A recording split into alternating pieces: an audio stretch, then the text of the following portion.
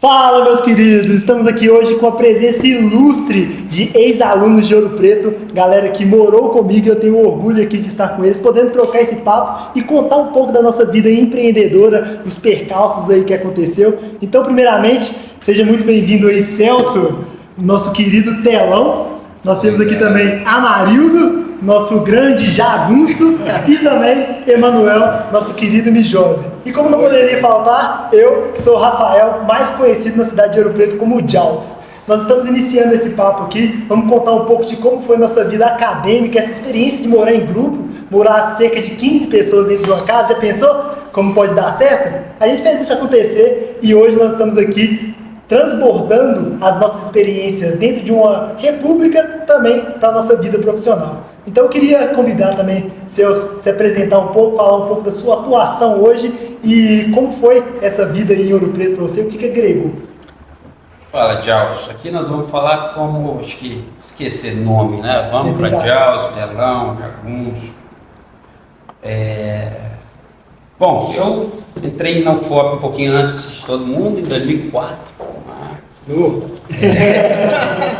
Nem vai eu nascer. 04269093 a matrícula, né? Então, quase 20 anos aí. Formei faz 13, formei em 2009, formei um tempinho. E eu falo que Ouro Preto, né? A UFOP em si, a cultura, a tradição e o morar fora, o morar em público, dividir, ele agrega, assim, excepcionalmente no profissional. E eu vejo hoje, quando eu vou fazer processos seletivos, né, acho que uma das primeiras perguntas que eu faço é se a pessoa, primeiro, mora com os pais até hoje, ou se saiu de casa cedo para ir para a faculdade, né? Ainda mais quando vai para Ouro Preto, melhor ainda, ó, puxando sardinha do nosso lado, né? Nós não temos, podemos falar de outras universidades, mas o fato de sair de casa, enfrentar o mundo, você com 16, 17 anos, você chega, seu umbigo é o centro do universo, né? Porque, poxa, você passou numa universidade federal, a família acha que você é o máximo, você acha que você é o máximo, você tem certeza. Aí, de repente, quando chega para morar com mais 10, 12, 13, você vê que são 13 centros do universo ali, que você tem que completamente diferentes, e aquilo dali se apresenta como um mundo, né? Coisa que a gente tem um impacto, e que muitas vezes, quando a gente sai quando a gente forma, né, morando com os pais ainda, a gente passa a ter esse impacto não com 16, mas aí com 22, 23, 24 e já no mercado de trabalho, até a gente adaptar. Acho que, enfim, começo a falar aqui, tem bastante coisa, mas acho que o que Ouro Preto agregou para mim, eu acredito para vocês também, né, profissionalmente, além de outros pontos que a gente pode bater um papo aqui também, relembrar um pouquinho das histórias, né, até explicar um pouquinho da tradição de Ouro Preto também, para quem não conhece, acho que é legal. A gente se torna uma família, efetivamente, tem uma conexão em que nós nunca estudamos juntos, ainda que em cursos diferentes, mas ao mesmo tempo, né, em um mesmo período, mas a gente tem uma conexão significativa e que é o que a gente tenta também auxiliar ao máximo aqueles que estão formando agora, né, para dar esse feedback, esse trabalho, enfim, com vocês agora, hein? Então, só para situar a galera um pouco melhor sobre essa tradição de Ouro Preto, o sistema de república não é simplesmente você dividir uma conta com outras pessoas ali que vão morar com você. Isso acontece na maioria das cidades, mas em Ouro Preto é diferente. Existe toda uma tradição em que as pessoas respeitam uma hierarquia. Como numa empresa, você sempre tem alguém superior a você ali que acaba te direcionando ao que você deve fazer, e você vai aprendendo com isso, evoluindo não só na sua carreira estudantil, mas também como pessoal. Às vezes, eu mesmo saí de casa sem saber fritar um ovo. Quando eu chego lá na República, eu vejo a situação que eu tenho que fazer a própria comida, eu tenho que lavar a roupa, eu tenho que estudar sem ter alguém cobrando de mim, necessariamente. Então, a gente tem a oportunidade de aprender a desenvolver pessoalmente e aprender com pessoas mais velhas que já estão morando ali na República, que tem sempre algo a agregar na nossa vida, porque eles já vivenciaram algo e tem que treinar os bichos, como são chamados calouros em Ouro Preto, a aprender a viver em sociedade realmente. Vou abaixar a cabeça muitas vezes, né? Exatamente. Isso é extremamente importante. Isso é tão louco que quando eu formei e fui para o mercado de trabalho, fui trabalhar de programador, nem era na minha área que eu me graduei de área mecânica, eu vi o quanto faltava na turma essa sensibilidade de estar em grupo, de respeitar o outro. Por mais que era uma empresa muito horizontal, na época que eu trabalhava em relação à comunicação, deveres, favores e direitos, cara, eu intrinsecamente tinha uma hierarquia que eu respeitava quem era superior meu. Se era pleno, sênior, um tech leader, que ser. Mas isso veio, da época minha de Ouro Preto que eu aprendi dentro da República. E eu vi o quão desrespeitoso eram as pessoas que não tiveram esse tipo de vivência anteriormente durante a graduação e desrespeitar pessoas que eram teoricamente acima da hierarquia. Às vezes não existia uma hierarquia, mas ela tinha uma senioridade maior e havia um desrespeito em cima disso tudo. Eu ficava, pra mim isso é meio anormal e não é bem assim que funciona, sabe? As pessoas, elas, igual o Celso falou, o telão, é o centro do universo, né? Quando a pessoa, ela não sai da sua bolha, ela não fura, e ela tá ali, principalmente o filho único, que o pai e a mãe chega, aí a pessoa chega agora, não passou por essa hierarquia toda, ela acha que ela é o centro do universo, né? Então ela não consegue obedecer regras, obedecer certas coisas, porque isso ela não obedecer dentro de casa. E dentro de Ouro Preto, dentro de República, se você não obedece regras, você não fica na República, né? Então você tem um período lá que o Gelson falou que é de bicho, que é onde a primeira coisa que é a convivência. E depois é aprender a respeitar as regras. Então se a pessoa não é boa de convivência, não é de regras, ela não fica. Assim como são nas empresas. E uma parte muito forte que, né, além da batalha que a gente fala, é igual ele mesmo falou, né? Ele trabalhou numa empresa de programador, e o que chamou ele foi o pessoal de Ouro Preto. Então, a conexão que você gera lá dentro das repúblicas e das repúblicas amigas, isso é muito forte. E quando você sai de Ouro Preto, o Ouro Preto não sai de você. Você faz muitas conexões com as pessoas de Ouro Preto. Hoje mesmo eu estava em reunião de negócios com um cara de Ouro Preto. Na nossa empresa, né, só tem pessoas de Ouro Preto. Então... Não é nem pessoa de Ouro Preto, é só a nossa pessoa de Ouro Preto. E acaba que isso é muito forte, né? Aqui em BH mesmo, a gente vai mudar para BH. Cara, meus amigos que eu morei em Ouro Preto, a gente marca futebol junto, marca muitas coisas junto, então mantém um ciclo, não só com as pessoas que eu morei, mas as pessoas que eu convivi dentro de Ouro Preto todo. Isso é muito interessante. E eu vejo até com muita ingenuidade não querer permanecer esse laço que a gente construiu durante Ouro Preto, sabe? Essa ideia de network, essa palavra eu fui conhecer há pouco tempo atrás, mas eu vejo que é algo que eu construí desde a minha infância, da minha família. Minha mãe sempre me ensinou isso, mas com as palavras delas, que eu vim tentando agregar a mim, e eu cheguei na nossa República 880, eu vi o quão forte esse laço o quão forte é esse laço em Ouro Preto, e não faz sentido nenhum desperdiçar esse conhecimento pro resto da vida, sabe? Tem gente que de tudo quanto é personalidade, profissão que a gente conseguiu agregar para nossa vida dentro de Ouro Preto, dentro da República. Qual que é o sentido da gente não trabalhar junto nessa ideia? Sabe? É a ideia de mastermind do Napoleão Hill, né? Conhecimento disperso pelo mundo. Mas às vezes está disperso perto de nós, vão agregar e crescer juntos, sabe? Criar vínculos, eu acho que a palavra é essa. Desde o início do escritório, a gente montou o escritório, a primeira coisa que a gente pensou é como que um cliente vai vir até nós. Já entrando um pouquinho, né, mas como que um cliente vem até nós? Ninguém contrata, e até quando era na apresentação ainda, né, acho que eu falei que 3 anos formado, eu falei que formei em Direito, advogado, tem escritório, aí atua na parte empresarial, que a gente chama de empresarial lato sensu, que é o direito, a gente aborda o direito empresarial, societário, contratual, tributário, trabalhista, administrativo, enfim, pegando toda a necessidade de uma empresa, efetivamente. Mas quando a gente começou, o primeiro questionamento é, e aí, estamos no zero, peraí, né? Eu não venho de uma família de advogados, o meu sócio também não vinha de uma família de advogados, perdida aqui nessa selva de Belo Horizonte, gigante. Como que a gente faz? Vamos bater de porta em porta e fazer acontecer? Ninguém contrata um advogado, trazendo, sem entrar na área de vocês, mas ninguém contrata um advogado, um médico, até pelo meu conhecimento familiar, com médicos, e um contador, também pelo conhecimento profissional, experiência profissional com contato, né, que eu acabo tendo muito, mas abrindo, né, um sistema de busca, não está pensando em lista amarela, como eu estou velho, né? Mas dando um Google mesmo, assim, preciso de um advogado, né? Eu vou simplesmente dar um Google, vou ver lá o advogado e vou contratar, ainda mais no ramo empresarial. E ainda mais no mercado mineiro, que é um mercado altamente conservador, né? Então, poxa, como que nós vamos conseguir? Nós precisamos, e chegamos à conclusão que precisávamos ser referenciados.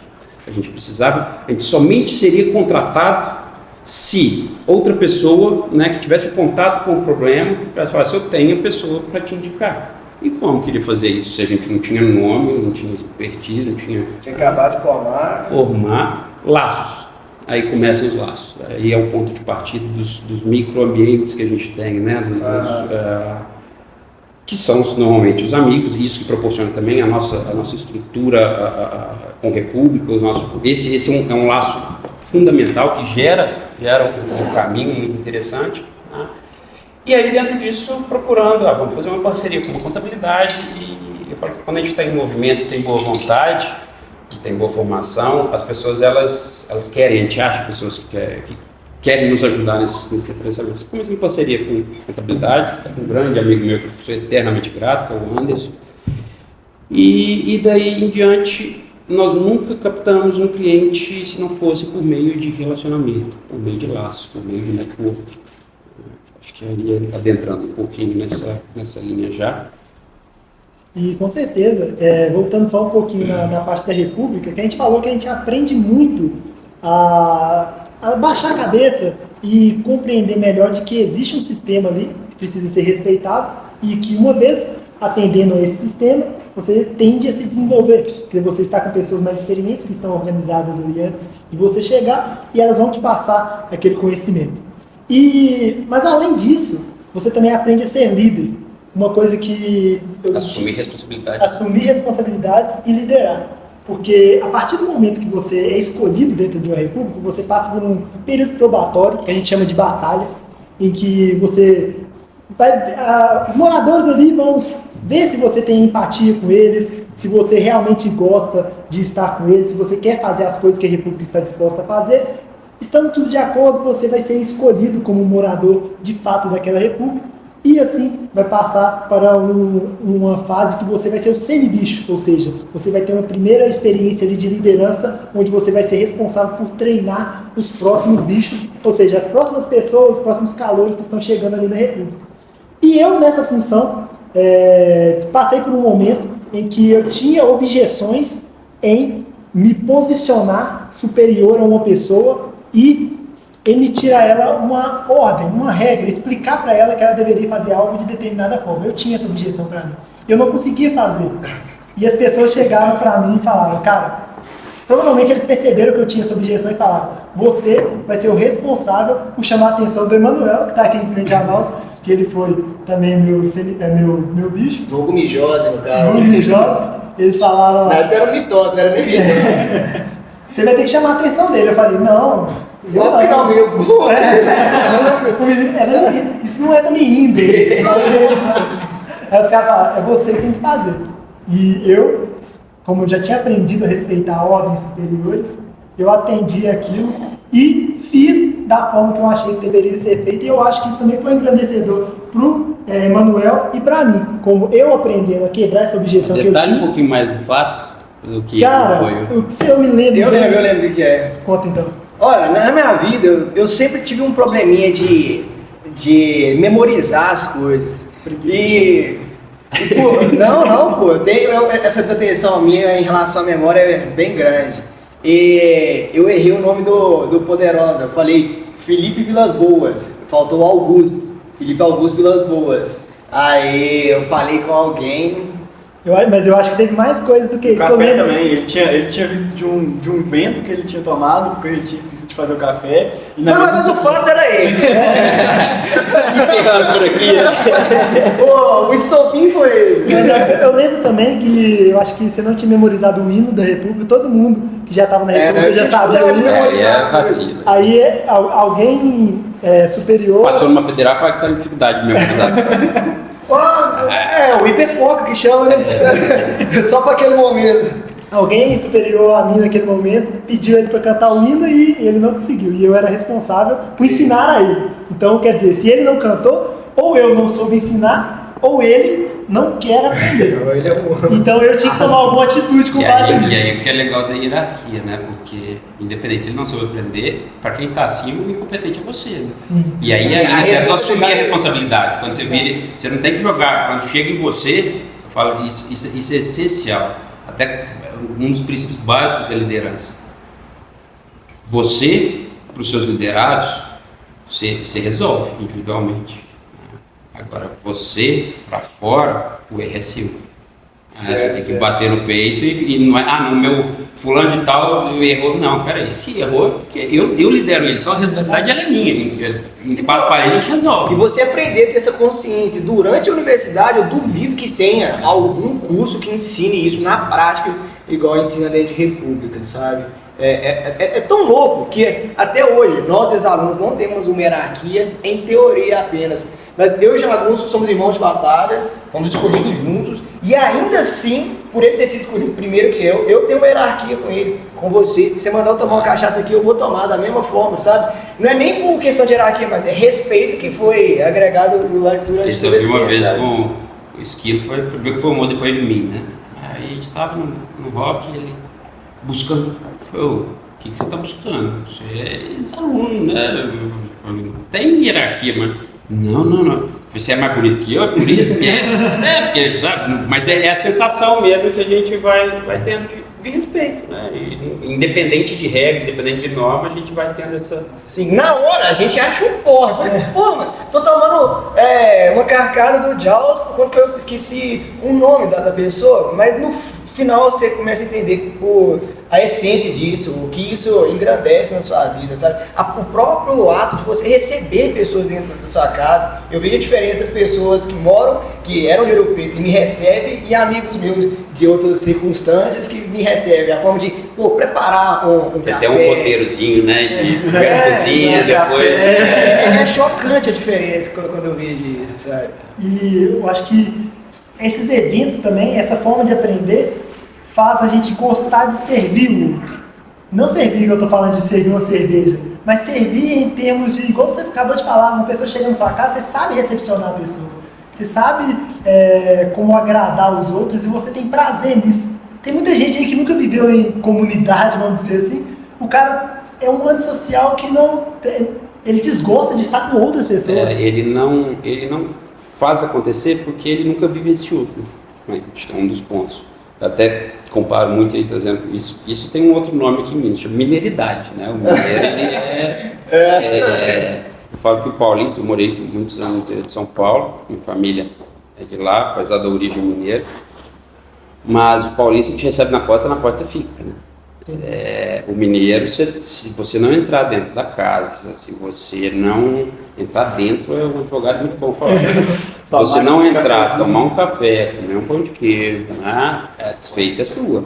Então, tem essa diferença. E aí eu até agrego muito isso eu falo que, quando perguntam para mim o que representa o escritório, eu conecto com o café. Eu falo que o café, ele traz primeiro a mineiridade nossa, né, desse abraçar, espera aí, vamos sentar, vamos conversar, vamos entender o seu problema de verdade, a essência dele, do que simplesmente falar na superficialidade de negócio. Então, fazendo essa mescla mais uma vez. E ele traz essa minimidade e ao mesmo tempo traz energia. Então, isso é um marketing puro. Trabalhar todos os tatos, todas as sentidos. Porque quando o marketing perfeito, né? Quando você consegue atingir todos os sentidos, né? Visão, paladar, olfato. E isso é muito importante na hora que você vai se relacionar com a pessoa, porque se você tem uma empatia e já começa uma conversa com ela, com essa forma de recepcionar bem ela, se sentir em casa, você acaba estabelecendo um rapport. E o que é o rapport? É você encontrar um laço em comum que vocês possam ter, para que vocês iniciem uma conversa, vocês tenham um interesse igual, e a partir daqui você já quebra o gelo da conversa. E quando vocês quebram o gelo da conversa, fica muito mais fácil você desenvolver até chegar no interesse que você realmente quer conversar. Às vezes você quer vender um produto para a pessoa, mas se você chegar tentando empurrar esse produto para ela, não adianta, a pessoa já entra com todas as defesas. Mas vai lá, eu torço para time tal, eu também. Você já começa a conversar sobre futebol, já ficam interessados ali, já entram em outros assuntos, família, praia, não sei o quê. E de repente, quando assusta, o cara é seu cliente de forma natural. Não foi uma venda empurrada. E sim, ele vai querer consumir aquilo que você tem a oferecer porque ele se conecta com você.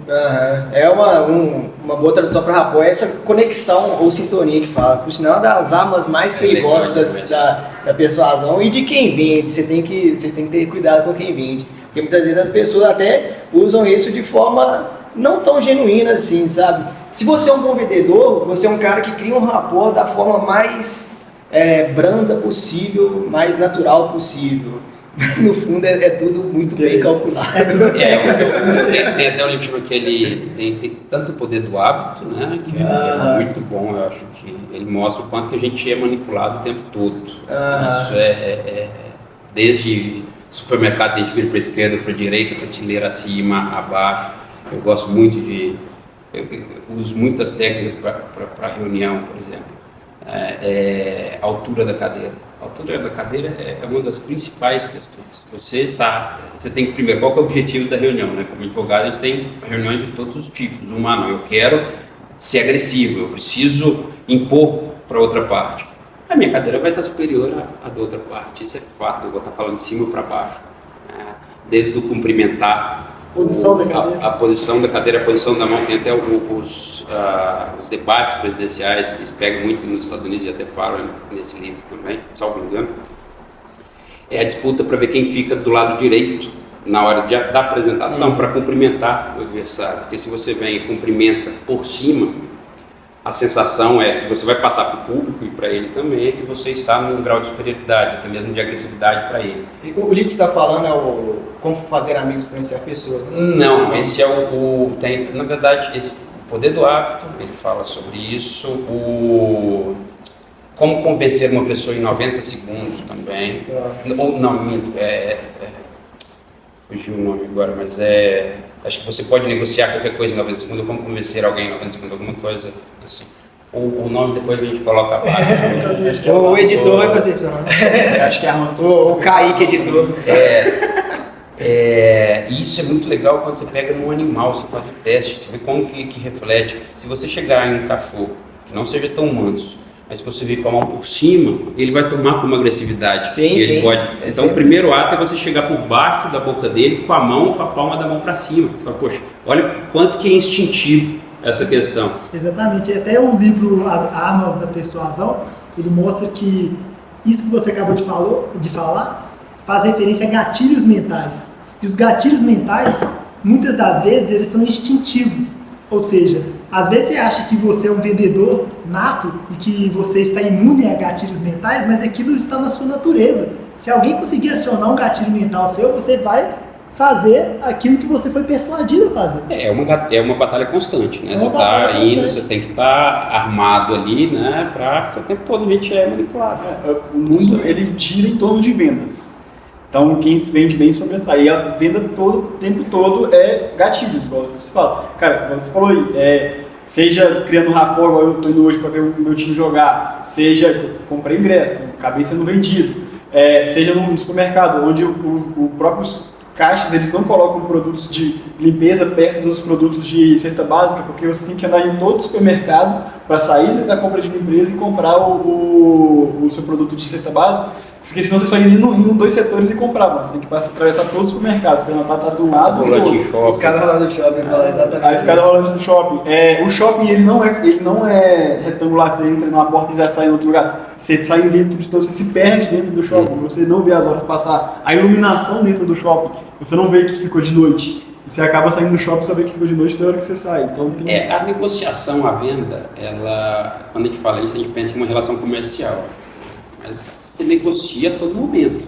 Você chamar a vida, sua namorada, sua esposa para sair, você vai estar convencendo ela de que tal lugar é melhor do que tal lugar, né? Enfim, o tempo todo. Você amanhece negociando, né? Enquanto você vive em sociedade, você negocia. Muita gente negocia até com a gente mesmo, né? Tipo, nossa cabeça. Não quero ir na academia hoje. Mas se não for na academia hoje, você vai quebrar. Então tem essa. Agora voltando um pouquinho no Pai de República e dando aquela quebrada no gelo. Augusto, se você pudesse pegar um fato da faculdade, um fato assim que te marcou, e pode ser em qualquer sentido, o que você falaria? Uma história? Um fato que foi muito marcante para mim em Ouro Preto foi a organização de um bloco.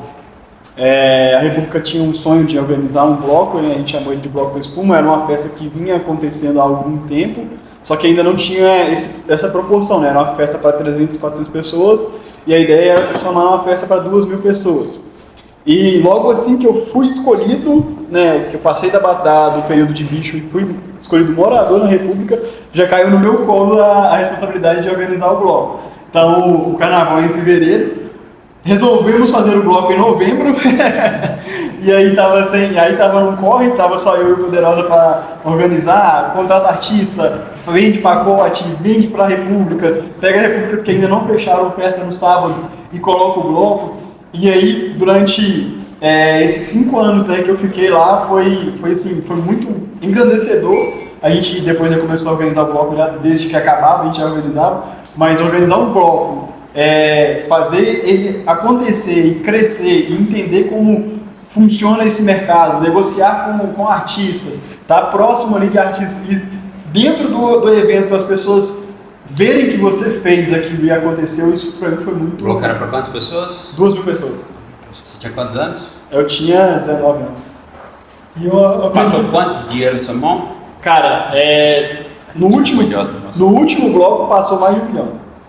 Em negociações, compra, venda e tudo mais. No total deve ter dado uns 2 milhões nesses 5 anos aí. Responsabilidade. E se não desse certo, né? Porque assim, quando você contrata um artista, você contrata ele em julho. E aí você fecha preço de 100 mil reais com esse artista, fecha locais e tudo mais, compra cerveja, e você não tem nenhum pacote vendido ainda, né? Então, para cumprir contrato, você tem que vender tudo. Então, E que experiência que você tinha? Tirava leite, né? Eu tirava leite. E é justamente isso que eu queria comentar, porque às vezes, já na fase ali de buscar emprego e tudo mais, as pessoas esperam demais estarem prontas para dar o primeiro passo. Elas acham que elas nunca estão aptas a conseguir realizar algo e sempre ficam tentando se capacitar cada vez mais, aquela obesidade mental, e não se movimenta. E na República, é assim, chega uma tarefa para você, você tem que fazer. Vai fazer um bloco para 2.000 pessoas, Dá seus pulos. nós já passamos... Olha que loucura isso que você acabou de falar. É meu papel de parede pra eu lembrar o Não tempo tá aparecendo. Apenas começa. Apenas começa. É mostrar lá na nossa equipe aqui, audiovisual. É o wallpaper do artista que a gente acompanha. E isso, cara, a gente já passou tanto perrengue em organização de carnaval e organização de bloco. Cara, um dia antes do bloco não tinha cerveja em bloco. E o bloco é open bar. Aí então Jagunço tá lá ficando no bloco lá, virando à noite, ligando pros caras, cobrando, querer cerveja, e a cerveja não chegava. O bloco da espuma, não tinha máquina da espuma até um dia antes. Nós fomos terminar de montar as máquinas. E outro detalhe, a gente tinha uma máquina para um espaço para 2.000 pessoas, não dá. A gente tinha que fazer outras máquinas. Só que a gente não queria comprar outras máquinas, a gente queria fazer as nossas. Jogou a tarefa para mim e para mais uma pessoa. E a gente nunca tinha feito uma máquina. E ficou pronto um dia antes. Então, a gente sempre está prometendo algo que a gente consegue alcançar, mas no momento que a gente promete, a gente não tem certeza daquilo ainda, porque a gente nunca fez. A gente só tem a coragem, a vontade e a dedicação que, seguindo um método, seguindo um processo, fazendo tudo todo dia, a gente vai conseguir chegar lá. Nem que seja no último segundo, a gente vai entregar uma excelência. O máximo que a gente conseguiu com o que a gente tinha. Mas a gente nunca vai deixar de entregar. Eu acho que o que é importante também, é difícil, né? A gente tem muito essa discussão aqui no escritório. Até nós gastamos, a gente faz uma reunião entre os sócios toda sexta-feira, até muito para a gente compreender de forma contínua a nossa identidade. O que nós somos, onde que a gente quer chegar. E tem sempre uma discussão sobre excelência. Acho que sempre tem que buscar excelência. Até porque é impossível você atingir, pelo menos essa é a minha linha de raciocínio. Discuti isso até com a minha psicóloga. A excelência não é algo... Tudo que, quanto mais perfeito está, pode melhorar. Você pode voltar em todo o processo, que você vai encontrar novas falhas, novas possibilidades de melhoria, né? Então você sempre tem que buscar a excelência, só que você não vai atingi-la. Como você não vai atingi-la, se você esperar atingir, você nunca vai começar. Claro, eu preciso ter o total conhecimento sobre um assunto. Você vai ver que você nunca vai ter esse total conhecimento. Óbvio que a gente não pode sair de forma desinvestada e falar, eu sou advogado, mas vou fazer uma cirurgia aqui, cortar uma pessoa, né? Não, peraí, a gente se prepara para isso, tem que ter a preparação em si. Só que chega uma hora que de fato você tem que pegar e você nunca vai estar pronto. Nunca vai estar pronto. Nunca. Você vai aposentar sem estar pronto. Essa palavra, deixa eu só agregar.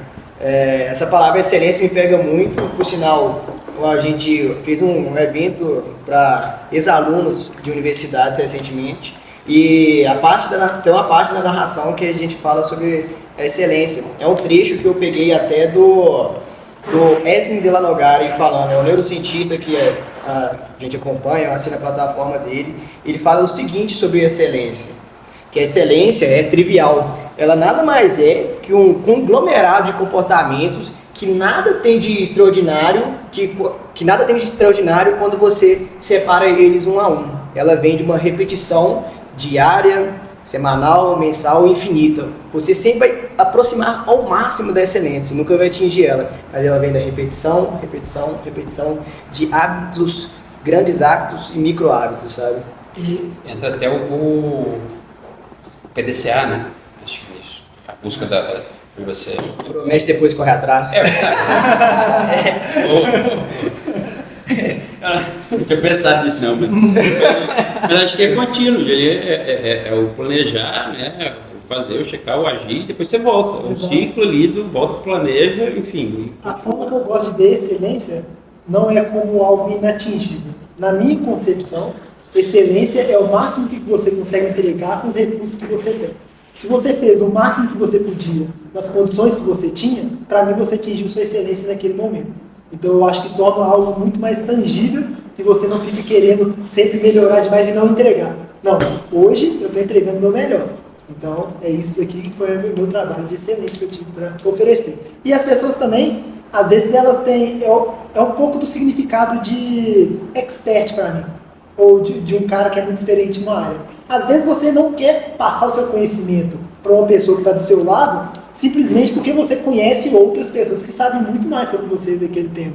Mas a partir do momento que você está numa roda ali, em que você é o maior detentor de conhecimento em determinada área, mesmo que seja pouco, mas se você for o que tem mais conhecimento, você tem autoridade para tentar explicar aquilo. E você não precisa guardar esse conhecimento para você simplesmente porque você conhece alguém que sabe mais do que você. Você está na hora de você sair dessa roda. Sair da mesa, exatamente disso aqui para outra. Mas é isso mesmo, o começar e isso, o começo ele é muito legal, assim, depois que passa. Ele é muito legal depois que passa, mas eu lembro quando a gente começou numa empresa do meu tio, uma fábrica de placas luminosas, não outdoor, mas essas placas internas, assim.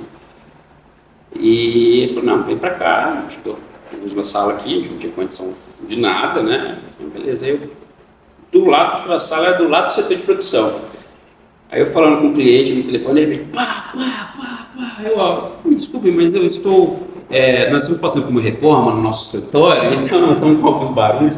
Mas era o que a gente tinha, e tinha que começar. Se eu fosse esperar ter condição financeira, a gente começou do zero, né? E com muito orgulho, assim, não tinha outra. Aquela, talvez, era a nossa excelência. Sim. Aí nós prestamos, e eu tenho certeza que tem clientes que, inclusive, estão conosco até hoje. Se eles estão 13 anos contínuos com a gente, alguma excelência a gente apresentou, dentro daquilo que a gente tinha no momento. Né? O que eu tinha? Eu tinha uma base teórica muito boa, base teórica muito boa, vontade pra caramba de chegar 48 horas virado, trabalhando, fazendo, né? E só. E ali eu tenho certeza que muitos clientes receberam o nosso trabalho de uma forma até muito superior do que outros escritórios já com muito tempo. E até o que eu falava quando eu tinha que apresentar para ele, né? Por que me contratar como um escritório pequeno, recém-constituído, e não contratar um escritório já consolidado? Até brincava muito na linha tributária, foi ali que nós começamos, que eu comecei a pós-graduação. Eu falava, olha, você prefere me contratar ou contratar o Sacha Calmon? O Sacha Calmon, para quem não é do direito tributário, para quem não é do direito tributário, é um dos, se não o maior tributarista do Brasil, e é de Belo Horizonte. Teve até aqui no escritório desse jeito, foi legal. É óbvio que você vai falar, você tem de falar, não, é o Sacha. Aí eu questiono, você acha que ele vai atuar no seu processo? Você acha que ele vai atuar no seu caso? É óbvio que não, hoje, né? Óbvio que ele atuou muito, óbvio que tem, mas é óbvio que ele tem uma equipe, você vai estar contratando para trabalhar para você alguém que você não sabe quem que é. Comigo aqui você sabe, né? Tem referência e vai ser um trabalho bem feito lá, vai, mas aqui você está, né? Então, óbvio que esse era um argumento, né, de quebra. A gente passou por algo similar. Igual quando eu e o Jagunço migramos para o digital, a gente começou com o e-commerce no modelo de dropshipping, mas quando a gente migrou nossa atuação para prestação de serviço, que é a nossa agência de marketing hoje, qual o know-how que a gente tinha, fora o faturamento que a gente teve no e-commerce, de gestão de tráfego de negócios locais? Nenhuma. O argumento que a gente usava era exatamente esse. Cara, você vai contratar ali, sei lá, o Sobral, o pai do tráfego, as pessoas que já têm uma agência gigantesca e que está ensinando, você está contratando aquela pessoa pela imagem dela, de jeito nenhum, vão ser os gestores que estão contratando ali para tá atuando para ti. E aqui, bicho, você está sendo dos nossos primeiros clientes. A gente vai dar a vida e dedicar todo o conhecimento que a gente tem para esse negócio seu voar, para a gente ter você como know-how e referência dentro da nossa empresa, sabe? De usar de prova social. Exatamente isso que rolou com você no começo. É o começo de todo mundo, não tem como. Entendi. Jaus, Fala comigo. melhor um momento, um pouco mais divertido, melhor momento seu de Deixa eu... de Ouro Preto. Deixa eu completar. Acho que poderia ter feito isso com o Jagunço antes de chegar nessa pergunta e ter finalizado com a resposta disso. Quem que é o Jaus? Quem que é o Jaus? Quem quer? O que você fez na UFOP? O que você faz hoje? Cara, vamos lá. Então Você finaliza com a pergunta do telão. Beleza. Eu sou Rafael Ferreira Vitor, levo o sobrenome aí da minha mãe e do meu pai com muito orgulho. E antes de entrar na universidade, eu tinha vontade de ser ou nutricionista, porque eu era apaixonado pela área do esporte, ou ciência da computação. Acabei optando pela área da computação, que eu tinha também muito interesse. Fiz até o mestrado na área de computação, morei na República 880 também, tive grandes experiências lá, e na universidade também pude aproveitar bem, mas percebi ali que a academia, falando de universidade, não era o meu lugar. Eles tinham um foco onde, na minha concepção, a academia ela é metrificada, ela é mensurada, a qualidade dos professores, pela quantidade de artigos que eles publicam. E eu não tinha tesão em fazer aquilo. Então, para mim, não fazia sentido eu ficar desenvolvendo artigos se eu não tinha a vontade de fazer. Então, respondendo um pouco de quem sou eu acho que eu hoje sou um pouco do que eu faço. Eu não gosto de dividir vida pessoal com vida profissional. Para mim, eu sou um só. E hoje eu sou um empreendedor que fugi um pouco da área da computação, que era o que eu tinha muita vontade de fazer. Saí da universidade, terminei o curso, mas eu saí. E hoje empreendo no marketing digital também. Atuei na área de dropshipping por volta de um ano e pouco. Também tive sucesso na área e agora estou migrando um pouco também para a agência de tráfego pago, onde eu consigo também agregar valor na vida de outros empreendedores. Ou seja, eu consigo potencializar as vendas, o marketing, a operação de outras pessoas, porque eu vi que o meu know-how estava mais em impulsionar outras empresas do que cuidar apenas da minha operação por si só. Eu vi que eu poderia ter muito mais a agregar nessa área. Então eu me vejo hoje como um empreendedor sonhador que quero atingir grandes objetivos e que para atingir esses objetivos eu não tenho um rótulo. pode ser essa a minha situação hoje, mas pode ser que eu vá mudar daqui a 6 meses, daqui a um ano, pode ser que eu faça uma coisa completamente diferente. Isso não importa para mim. O tanto que eu esteja agregando valor para a vida de outras pessoas e eu possa ver o sorriso no rosto de quem eu estou prestando serviço ou entregando um valor, para mim, eu estou satisfeito. E falando um pouco sobre algo que marcou muito a minha vida ouropretana, que foi o que o Telão explicou, tem vários fatores ali que me fizeram crescer como pessoa, como eu já até citei, essas experiências que eu tive, mas eu acho que o que foi mais transformador para mim foi a experiência de viver em comunidade com várias pessoas. Porque você aprende a lidar com o outro, com as diferenças. Cara, imagina 15 pessoas numa casa, cada um tem um propósito. Os propósitos são alinhados, sim, mas cada um tem uma vertente ali, cada um veio de uma família diferente, acredita em algo diferente, faz um curso completamente diferente, um faz exatas, outro faz humanas. E a gente aprende a se respeitar de uma forma mútua, em que hoje a gente vê tanta rixa na internet, em que as pessoas não podem nem expressar suas opiniões, que elas já são julgadas, e você tem que conviver ali, você aprende, para você se torna indiferente se uma pessoa torce para um time, para outro, se ela tem um político ou outro. Para você aquilo é normal, você sabe conviver com aquela pessoa. Então isso vai moldando você, e quando você vê esse tipo de rixa na sociedade, se torna tão assim, fútil, que você passa a nem dar relevância àquilo. Eu vejo muitas pessoas que perdem horas discutindo qual política é melhor. Para mim, eu nem leio notícias. Headlines assim nem chamam a minha atenção. Porque a mudança no Brasil não está no político que o lidera, e sim em cada um de nós. Se você se preocupar com o seu, buscando agregar valor à vida dos outros e conseguir atingir o máximo de pessoas possíveis, não vai ser um político que vai te atrapalhar.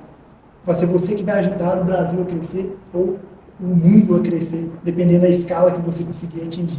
Então eu acho que viver em comunidade te faz aprender a respeitar e saber que você pode agregar ao mundo e não esperar que o mundo agregue para você.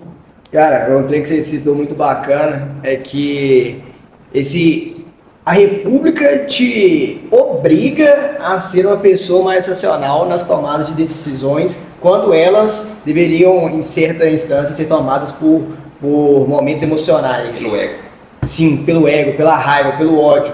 Acabei de brigar com você aqui. Nesse momento, o que está tomado no meu coração e na minha cabeça são as emoções, e certamente eu teria atitudes que seriam irracionais agora. A República te obriga a você ter o seu tempo e em reunião ou pessoalmente você resolver de forma cara a cara, olho no olho com a pessoa que é o seu irmão, o seu brother, o seu companheiro pro resto da vida, sabe? Sou até bem bromance aqui, mas é sério. A gente aprende a ser pessoas mais racionais dentro da República. Uma passagem legal, na minha época o trote era um pouquinho mais pesado, né? E eu gostava, assim, foi a melhor fase. Mas a gente não tinha também essa... Enfim, o que eu ia falar que não tinha, porque eu vou remeter a... Tinha um ex-aluno morei no Jardim de Alá, né? Batei no Jardim de Alá. E tinha um ex-aluno que era policial e ele deixava uma algema lá. E nisso eu briguei com outro bicho, foi até hoje um dos grandes amigos meus, de verdade. Eu falei, vocês estão brigando? Então tá, então vocês vão ficar algemados até vocês se entenderem. Nós ficamos 3 dias algemados. Ele fazia metalúrgica, eu ia para as aulas de metalúrgica, de cálculos, traí com ele, algemado. E eu falei que naquela época não tinha, era isso, eu andava na rua, hoje você anda com né? Eu ia tomar banho, não ficava esticado, para ir para privada, não ficava esticado com o braço lá de fora, esperando o outro para fazer. Caralho. Até, enfim, né? Mas é bem nesse ali, pô. Porque eu vou brigar, eu não quero passar por isso de novo, não. Né? Te obriga. Mas você tinha comentado até de eu contar um caso também que me marcou na República. Não é um caso engraçado. Não um caso... De descontração, mas... Não um caso em específico, mas o que acontece? Quando eu cheguei na República, eu não costumava beber cachaça. E eu tinha muita dificuldade de beber cachaça. Acostumou rápido, né? Então, Hoje só bebe cachaça. Não bebe nem água. Tudo foi uma estratégia, foi tudo calculado. Porque, velho, eu não aguentava mais beber cachaça. Era Jaws fazia qualquer coisa cachaça. Sei lá o Mas que. não era qualquer coisa, né? Você era conveniente. Então, E muitas vezes você fazia depois para tomar cachaça também, né? Só que aí, o que eu falei, cara? Eu não gosto de cachaça. E às vezes a gente não gosta de fazer algo, a gente tenta evitar aquilo ao máximo. Eu falei ao contrário. Eu vou aprender a gostar de cachaça, que eu vou tomar tanta cachaça que ninguém vai querer me dar cachaça mais, porque eu vou gostar disso. Vou mandar você parar de tomar. Vou parar de tomar. Essa é a minha estratégia, porque quando alguém, geralmente em Ouro Preto, você não dá uma cachaça e faz esse fode aí, não. A galera fala, toma uma cachaça aqui comigo. Só que aí chega 10 pra tomar uma cachaça com você e até um só. Aí eu falei, eu vou fazer o contrário. Agora eu vou embeber 10 por. Genial. Genial aqui. Aí, como eu tava em hierarquia abaixo, teoricamente eu não posso dar uma cachaça pra alguém que tá superior. Mas eu chegava na humildade, convidava a pessoa a tomar uma cachaça comigo. E Que é um geralmente sinônimo de cordialidade, Ouro Preto também, né? Da mesma forma que é uma forma de correção, é uma forma para você chamar uma pessoa para tomar uma cachaça, um brother legal. Então, antes mesmo da pessoa tentar me dar uma cachaça, eu aprendi a tomar cachaça e eu já chegava, vamos tomar uma cachaça, cara, você é meu brother aqui, sei lá o que. E as pessoas já não queriam nem ficar perto de mim mais, ninguém queria beber cachaça. E eu já tava treinado ali no negócio. Chacinha. E já chegou ao ápice, que os caras estão falando assim, ó, nós vamos ter que dar cachaça pra todo mundo, né? Pro John você deixa ele sem cachaça.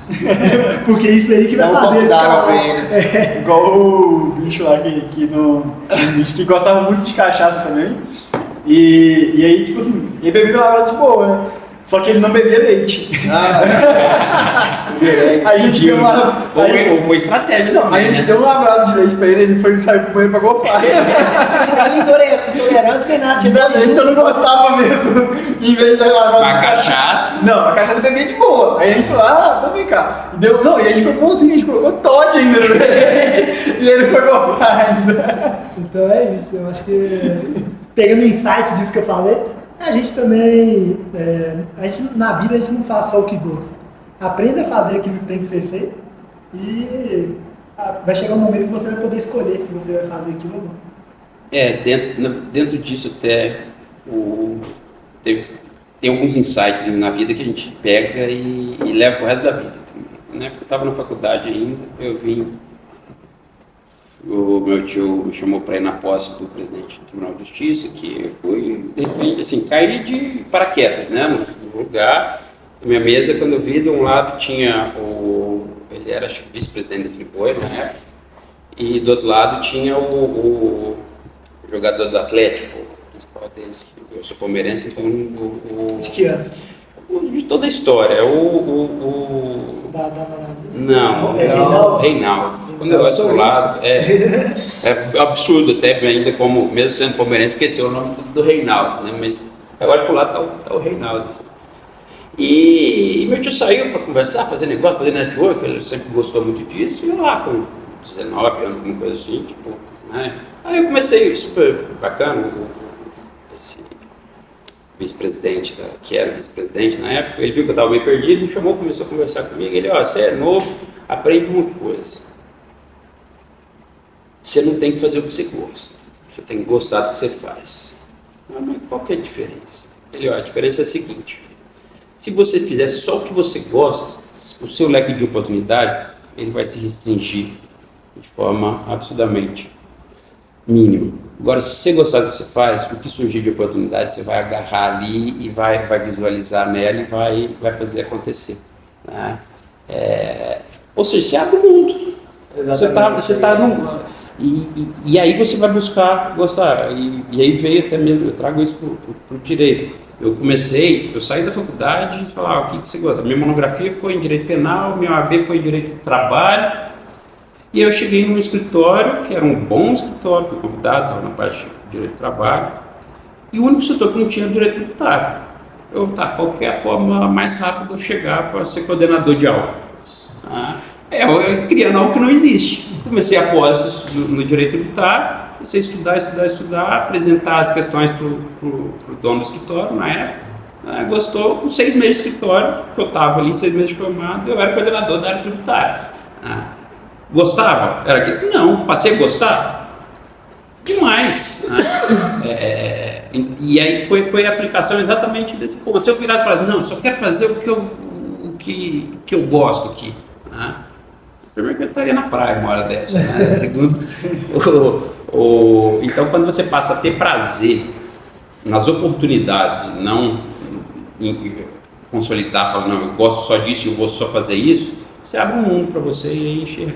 Eu lembrei até de uma coisa do Flávio Augusto. Pô, você acha que o sonho dele era vender curso de inglês? Ele falou, não, o que eu gosto de fazer é vender. O que eu enxerguei de oportunidade, em cima de tudo, foi vender curso de inglês. Era algo que ele tinha maestria em fazer. E, pô, ele era fera em vender e hoje ele é o que é. Porque exatamente nessa pegada de ideia que você falou. Assim. Falando em venda, Jorge, me vende uma frase que você faz. Uma frase, por quê? O que você vende, o que você faz. Me vende o seu produto em uma frase. Nossa, essa é muito fácil. Fiz um vídeo desse com você esses dias. Vai sair para o que acompanha. Então, você Mas é muito, essa questão é muito boa, porque quando eles perguntam pra gente, cara, você é nutricionista, você é um médico, você vende empada. O que você faz? Ah, eu sou vendo consultas de nutrição, faço emagrecer, pô, sou ortopedista, se você quiser lá, você pode contar comigo. Você nunca vende o seu serviço de cara, o seu produto em si. Você tem que vender a transformação que aquilo traz para a pessoa, o benefício que está ao redor daquilo. O que eu faço? O que é o meu produto em si? Hoje eu vendo tráfego pago, anúncio online. Esse é o meu produto, essa é a minha prestação de serviço. Isso aí, se for pegar na internet, tem curso do YouTube, todo mundo faz isso. Tem milhares de prestadores de serviços que fazem isso. Mas como eu passaria a ideia, a visão do que eu faço, que faça sentido para as pessoas estarem contratando o meu serviço? Eu tiro a pessoa da frustração, da receita que ela está tendo, da falta de escala que ela está tendo no negócio dela, levo ela até um momento de escala e de chegar a tanto oportunidade de serviço para ela, que seja para vender o produto ou marcando a consulta, que seja pelo meio de anúncios online. Isso eu faço com tanta maestria que a gente tem dezenas de clientes com a gente, recorrentes todo mês. Já tivemos mais de 1 milhão de faturamento no nosso negócio de e-commerce e eu tenho certeza que eu também vou conseguir fazer o seu negócio prosperar junto por meio de anúncios online e boas estratégias. Bom vendedor. A frase dele você escreve na costela do Tito, né? Para ser uma frase só não precisa ter 2 pontos, né? Então. Mas quer que o raciocínio como é simples para você ter essa construção na hora que Porque a primeira parte foi a introdução. Sim, quando você for vender o seu serviço. É simples. Você vai do ponto A leva ela ao ponto B pelo meio C, que é o seu produto ou serviço. Você tira a pessoa de uma frustração do seu negócio, você leva ela à liberdade financeira ou geográfica que seja, pelo meio do seu serviço, que é fazer ela escalar online. Que seja com anúncios online. O que eu acho legal do escalar online, a gente só tem noção quando a gente vê. A gente, no processo seletivo anterior, que nós começamos com tráfego pago, né? Eu não sei, até me corrigir, porque não é minha expertise, mas vi um anúncio de uma vaga por meio do Instagram e LinkedIn pagando 2, 3 dias ali para... assim, o número de currículos e o nível foi absurdamente mais alto, a gente gastando R$100, R$120, alguma coisa. E assim, de forma amadora, porque a gente mesmo que fez. Aí não... Então, o impacto, nós estamos até fazendo a contratação de uma recepcionista, e aí eu fiz, aí ontem eu parei para tomar sorvete com a minha filha, a mulher lá falou, é no seu escritório que está tendo a vaga. Poxa, você sabe, porque eu coloco a região, eles viram um negócio, caramba, né, que chegaram em 2 dias mais de 200 currículos, e pegando só a região próxima aqui. Né? Eu tentando ser um pouco...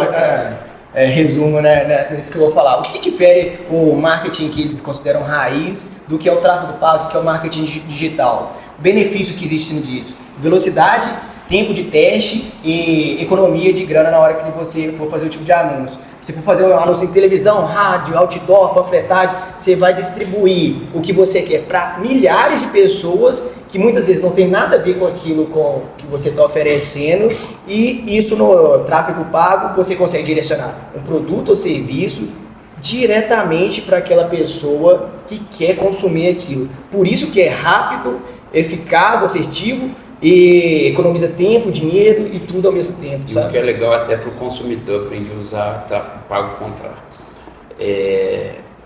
Por exemplo, eu estou estudando um pouco sobre inteligência artificial e software de advocacia. Até depois preciso mais trocar umas ideias com você. Aí, ouvindo alguns podcasts falando de automatização, enfim. Tá, mas qual software que faz isso? Aí eu falei, vou pesquisei um. No que eu pesquisei pelo Google mesmo, chegaram todos os possíveis para mim, né? Para visualizar. Eu vi de forma passiva ali o que eu demoraria tempos para ver o que está no mercado. Sendo por interesses, né? Mas um ponto que eu gosto sempre de frisar também, do marketing digital aí que o Manuel está falando, principalmente na prestação de serviço, é que o marketing, ele por si só também não vende. A gente pode estar trazendo pessoas qualificadas para o seu negócio, mas se o seu negócio não estiver apto para receber essas pessoas, acaba tendo frustrações e coisas que acontecem que as pessoas não esperam e falam assim, isso daí não é para mim, não existe.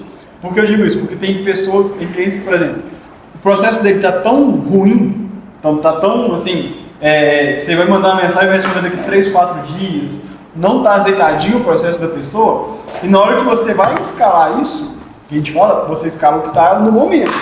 Então, se eu pego um cliente que ele hoje, aí no começo a gente até errou bastante até alinhar e nichar nosso meio, por quê? Porque quando a gente pegava clientes ali no início que eles não tinham um propósito bem definido, eles não tinham uma equipe para receber as pessoas, a gente não ficou muito tempo com esses clientes porque falava que os leads estavam desqualificados. E aí, se ele fazer um cliente oculto, né, você mandar uma mensagem, demorava um dia para ele te responder. E aí fica desqualificado mesmo, só vai falar que só tem curiosos, pessoas que não respondem mais, pessoas que somem. E além disso, né, eu gosto muito de falar que o marketing ele potencializa o seu negócio. Se o seu negócio está ruim, vai potencializar o ruim. Então, assim, a gente trabalha, a gente até colocou um método que a gente chama de método de engenharia digital, que a gente está estruturando o processo das pessoas também, mas entender que demanda tempo também, né? Porque é muito rápido a entrega, só que tem otimizações, tem todo o processo do marketing em si, que não é só chegar a leads. É como tratar esses leads e como saber se esses leads são qualificados ou não. Eu gosto de dividir isso que ele falou em 4 pilares. Senão, sempre falo isso durante as minhas reuniões de venda. Os 4 pilares para uma estratégia de marketing funcionar e ser próspera. A primeira esse primeiro pilar é um pilar que tem que ser para a vida. Você ter clareza com o que você vai fazer, com o seu objetivo final. Você tem que ter clareza para que você está construindo aquela estratégia de marketing, que é para executar uma venda de uma campanha de um serviço de direito tributário para aquele momento, para aquela data, para aquele público específico. Tem que ter muito bem isso claro na hora de construir todo um funil de vendas para você estar tendo uma prosperidade naquela campanha. O segundo pilar, que é o que a gente chama de tráfego orgânico, que é o momento onde as pessoas que a gente vai mandar pelo tráfego pago para vitrine. Quando eu digo vitrine, não necessariamente só Instagram, que seja o YouTube, que seja um Telegram, a gente trabalhou até com o posicionamento da pessoa dentro do Telegram, mas o principal da galera, dos nossos clientes, acaba sendo o Instagram. Como ela vai se posicionar, como vai ser a humanização que ela vai estar criando da marca dela, toda a construção de brand em cima daquilo, se ela está gerando autoridade, quebrando objeções durante o perfil do Instagram, por exemplo, para que as pessoas que a gente vai enviar pelo tráfego pago, chegou lá e olhou, essa pessoa aqui eu estou confiando nela, ela produz um conteúdo bacana, tem uma constância, tem provas sociais, acabou de quebrar uma objeção minha aqui de preço, não de preço, de forma de pagamento, por exemplo. E aí a gente chega no terceiro pilar, que é o tráfego pago. O tráfego pago não é só subir campanha. Você traça todo um funil de vendas. Pessoas falam que funil de venda não existe demais, que é algo totalmente universal, mas ainda assim é muito bem trabalhado quando trabalhado estrategicamente. A gente traça toda uma estratégia, principalmente quando em conjunto com o Google Ads, com o LinkedIn, com o Facebook, a fim de gerar o maior impacto, quebrar todas as objeções durante todo o funil, incluindo durante o momento do tráfego orgânico. Cara, mandamos os leads do tráfego pago para o orgânico, o que vai faltar agora? a pessoa vai te chamar no WhatsApp, vai chamar um suporte, vai mandar um direct. E é aí que entra a última coisa que o Jagunço falou, que é o quarto pilar, que é o que a gente chama, em resumo, de CRM, o relacionamento que a pessoa vai ter com o cliente, como ela vai organizar os clientes que estão chegando, como vai ser o tratamento desse recebimento. A pessoa pergunta, quanto que está essa prática isso? Rolou comigo. Eu chamei o suporte de uma loja de porta. Eu perguntei quanto que estava a porta que eu precisava de informação para passar para ela. Ela começou a passar, você precisa medir a matiz, eu preciso saber disso. Isso é minha filha. Eu só queria uma porta, não sei nem o que é matiz, sabe? Ela até perdeu a venda porque eu não sabia nada disso, deixei para outra semana, comprei em outro lugar, por conta desse quarto pilar. Tem que ser muito bem tratado na hora que recebe, senão acaba que você vai perder muita venda nisso. E quando trabalhado esses 4 pilares muito bem em conjunto, aí o negócio próspero dentro do digital e no local físico. É o que o Emanuel falou e o Amaru também. Não adianta você semear em terreno não fértil. Ou seja, você pode ter as sementes ali e colocar num terreno não fértil que ele não vai crescer. Ou seja, se você não está preparado para receber seus clientes, não adianta também você querer se divulgar, porque você não vai conseguir o resultado que você almeja. E eles também comentaram sobre o funil de vendas, e só para tornar isso um pouco mais claro para a audiência, que provavelmente não é da área, nós temos 3 tipos de público que podem comprar o seu produto. Existem aquele público ou serviço que tem a dor e sabe que tem essa dor e querem resolver. Ou seja, é um público muito quente, é um público que está lá debaixo no seu funil. Imagine um funil e lá na pontinha dele ali tem esse público que ele tem a dor e quer resolver essa dor. Então é um público que é muito fácil de você vender. Se você tem algo a oferecer para ele, se você está posicionado na internet, quem não é visto não é lembrado. Se o cara está ali, tem a dor e quer resolver e você aparece para ele, você vai conseguir fechar a venda, tranquilo. Mas esse é um público muito pequeno, por isso que ele está lá embaixo no funil. A largura do funil representa o número de pessoas que está nele. No meio do funil, nós temos as pessoas que têm a dor, mas elas estão postergando resolver essa dor. Então, por algum motivo, ela tem consciência da dor. Ela sabe que ela tem a dor, mas eu tô com essa dor de dente aqui, mas depois eu resolvo. Não é problema sério, não tem que resolver isso agora não. Então, é um público que você já tem que trabalhar ele um pouco mais para estimular ele a querer resolver aquele problema. E aí sim você vai conseguir aquecer ele, descer ele no funil e conseguir realizar a venda para ele. Então, um público um pouco maior, mas que você já tem um pouco mais de trabalho para converter ele. E por último, no funil, nós temos o público que nem sabe que tem a dor. Então, se ele nem sabe, ele não sabe que ele tem que resolver. Então, o público que está ali, que você precisa ter muito trabalho em aumentar o nível de consciência dele sobre um problema. Às vezes ele tem uma empresa ali que o marketing dele é panfletagem, e ele não sabe que ele pode fazer a mesma coisa no online de forma muito mais barata. E se você demonstra para ele que com R$10 hoje ele consegue panfletar para 1.000 pessoas no tráfego pago, e que se ele fosse fazer o mesmo processo fisicamente, ele gastaria muito mais e não atingiria as pessoas certas. Existe panfletagem? Existe. Por sinal, hoje eu tive uma chamada com uma pizzaria lá do Piauí, que ele testou nos últimos meses televisão e panfletagem. E por sinal, panfletagem deu mais resultado que televisão. Sim, e imagina só, se você fala com o cara isso, ele aumentou o nível de consciência, ele sabe que ele compreendeu que a panfletagem física não é eficiente e que você ainda pode oferecer uma solução melhor para ele. Então você conseguiu aumentar o nível de consciência dele a ponto de você converter uma venda. Só que é um público que te dá muito mais trabalho. Mas é um público muito maior. É um público que te dá escala no digital. Então, se você conseguir atingir essas pessoas e convencer elas de que você tem algo de bom a oferecer e elas precisam daquilo, você escala a sua empresa em números inimagináveis. E só um gancho do que ele está falando ali. Do panfleto, por exemplo, quando você recebe um panfleto na rua, você pega e joga fora. Hoje você não joga o celular fora. Então, quando você está panfletando para a pessoa dentro das redes sociais, tá ali, ela pode passar, mas daqui a pouco volta de novo. E ela vai ver, né? Vai ver. Panfleto não necessariamente. Você pode até pegar, mas não vê. E ali você vê e tá ali no seu celular. Então, cara, se você interagir o mínimo que seja, o algoritmo já vai trazer de novo para você isso aí. É o remarketing que a gente chama, então tem todas as estratégias ali dentro, onde a gente consegue qualificar o lead e trabalhar dentro dele.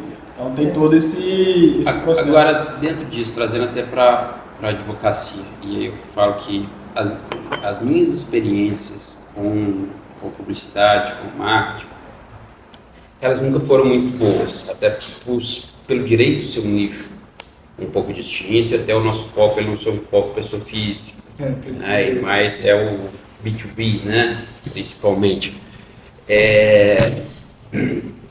O primeiro ponto que eu sempre vejo dificuldade é entender a agência de publicidade, de marketing, ela entender o meu produto, entender o meu produto e entender o meu cliente. Porque primeiro eu não posso, a atividade, a comercialização ela é vedada. Segundo, um cliente não adquire, né, o meu serviço, como eu disse, pelo a simples visualização. Tem que ser muito mais uma linha de referência, né, de agregar o valor ali, efetivamente. Então, todos os nossos materiais, que a gente produziu, sempre foi muito batendo, não, volta, eu vejo muito um trabalho bem maior da minha parte, mas tentando traduzir o que é, né, e ainda assim eu nunca tive um falar, não, esse projeto, esse trabalho, ele foi algo que refletiu efetivamente o meu negócio. Eu não... como que se trabalha isso, né? Como vocês pensam esse caminho, né? Pensando na advocacia, trazendo até para o meu... fazendo algumas consultas grátis aqui, aproveitando. É bom que nós estamos conversando aqui com dois especialistas na área de marketing para advocacia. Você acha que eu sou bobo? Cara, por sinal, é um ramo agora na nossa empresa que a gente está focando, que é na área de advocacia, principalmente nos escritórios que são B2C, que são para os clientes. Mas respondendo antes de entrar nessa parte de marketing jurídico, como é a ideia de criar um marketing B2B, que eu enxergo para funcionar dentro da minha empresa. Você tem que ter uma equipe de vendas interna, que seja uma pessoa dedicada a isso. A parte que a gente está citando de funil de vendas, de tráfego pago, vai ter sim utilidade, de certa forma, que seja um reconhecimento para sua marca, para estar batendo em momentos, por exemplo, de eventos de empresários, igual para qualquer empresário que tenha demanda de advocacia serviria, mas eu vejo que a maior eficácia disso tudo ainda vai ser em momentos, por exemplo, de network, estar em rodas de network, em clubes de negócios, e não necessariamente você, por isso que eu falo que é bacana ter um vendedor dedicado a isso, um cara que vai abordar one-on-one ali, entender o processo das pessoas, por mais que talvez encontre uma equipe de marketing que seja dedicada a isso, é muito bom ter uma pessoa interna dentro aqui que esteja fazendo esse tipo de serviço, sabe? E só complementando aí o que o Emanuel está falando, primeira coisa, né, e aí trazendo para uma agência de marketing como que ela pode estar te ajudando, brand. Primeira coisa que a gente tem que trabalhar é o seu brand, é a sua marca. E como fazer isso? Você falou, né? Eu estava entregando a minha filha na sorveteria e a moça viu o meu anúncio. É isso que a gente vai fazer. E é isso que a gente está fazendo. Por exemplo, fazendo um podcast aqui, a gente pode fazer um podcast voltado para o marketing totalmente de advocacia para empresas. E aí, um conteúdo um pouco mais denso, você explicando como funciona, trabalhando muito bem. A gente pega esses cortes, consegue impulsionar esses cortes nas principais plataformas sociais, então Instagram, TikTok, Facebook, LinkedIn. A gente coloca esses vídeos para ficarem patrocinados. O primeiro momento deles, que é a campanha de reconhecimento. O próprio Meta tem essa campanha de reconhecimento, que é para o quê? Para você trabalhar o seu brand. É um curso barato, a gente vai alcançar muitas pessoas, e aí a gente coloca alguns interesses dentro lá, que vai trabalhar pessoas dentro que são empresários. E aí faz filtros, a gente consegue filtrar até pelo celular que a pessoa usa para aparecer. Trabalhando esse brand, e aí é o que a gente fala, o brand ele não é construído da noite para o dia. Tem que ter um tempo. A gente vai trabalhando o seu brand, vai ser ganhando reconhecimento, vai ganhando notoriedade. Dentro disso, você vai ter que trabalhar com o que o Emanuel está falando. Eventos de empresários, por exemplo. Teve um evento do SAF, aí, Marcelo SAF, que reuniu 600 empresários. Tentar, em vez de estar presente nesse evento, ser um dos palestrantes. E como que você faz isso? Reforçando o seu brand. Você tem que ter uma marca forte e chegar com ele, cara, eu quero palestrar, tal, e eu vou palestrar no seu evento. E não só de advocacia. Tem algumas empresas aqui da região que elas trabalham com CNPJs, então você sabe que todos os CNPJs que estão ativos dentro de eventos de network, que estão só com empresários, e você palestra dentro desses eventos. Então, a última vez agora que a gente teve, tem um evento de marketing digital. Mas, cara, tá tendo muito forte essa comunidade, esses eventos de comunidades de empresários, e onde ali você pode estar atuando o seu brand, e aí você palestra, a gente faz a captação dessas palestras suas, roda elas no Instagram, porque você não está vendendo produto, você não está vendendo serviço, você está dentro da OAB, você está só se promovendo. E dentro disso você passa autoridade para o seu público, porque você estava numa palestra de empresários, então você está trazendo autoridade para o seu público. Criar autoridade. Exatamente, e dentro disso o seu público vai começar a chegar até você. Então é toda uma cadeia que você tem que fazer para que trabalhar para B2B hoje a gente tem que fazer, é algo um pouco mais demorado, não existe resultado da noite para o dia, e é trabalhar dentro desse material. E acaba que existem sim plataformas que dá para atingir esse público do B2B, e igual eu falei, seria bacana se tivesse uma pessoa dedicada a isso. E o LinkedIn é uma prova viva disso. Ontem eu estava assistindo uma aula mesmo de um cara que é especialista em marketing jurídico, e a principal atuação dele é dentro do LinkedIn, sabe? De abordando one-on-one o pessoal, e não de forma direta, já oferecendo serviço, entendendo, se apresentando da forma mais natural que seja possível, porque é simples, a gente não aborda oferecendo logo de prontidão assim, sabe? Porque o que eu vejo é muito legal, é bem nesse caminho mesmo que eu penso.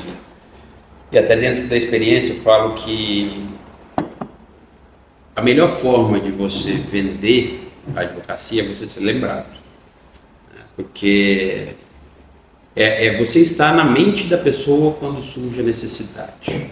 Exato. Então, preciso, peraí, tem aqui fulano de tal que vai, e até a parceria com contabilidade sempre deu muito certo, assim, porque toda empresa não necessariamente tem um advogado, né, um escritório atuando, mas toda empresa tem um contador de referência. Isso é. Então, e sempre que vem um problema, o primeiro que obtém a informação desse problema, além do empresário em si, é o contador. Né? Então, fazer essa ponte, o contador que já é o braço de confiança, ele vem e traz, eu falo, não, peraí, eu tenho quem resolve isso para você. Lindo. Aí você já chega como autoridade em si, mas aí isso é uma construção fora redes sociais, né? Sim. Então, linkar essas partes é sempre bem... Uma plataforma que é essencial você estar trabalhando também é o Google, que aí são pessoas que vão estar com a necessidade daquilo e vai pesquisar, obviamente, no Google, não vai pesquisar no GPT, a situação que está com necessidade. Se você está posicionado bem nele, de forma orgânica, que é o Google Negócio, e na forma paga, que é o Google AdWords, certamente você vai aparecer por aqui. Assim, aí é sentimento de forma amadora do meu lado de grau subjetivo. Eu não acho que uma pessoa, quando vai, talvez um advogado de direito de família, um criminalista, mas que ele sempre vai ter alguém próximo para perguntar, se ele não conhece, ele vai ter alguém próximo para perguntar sobre.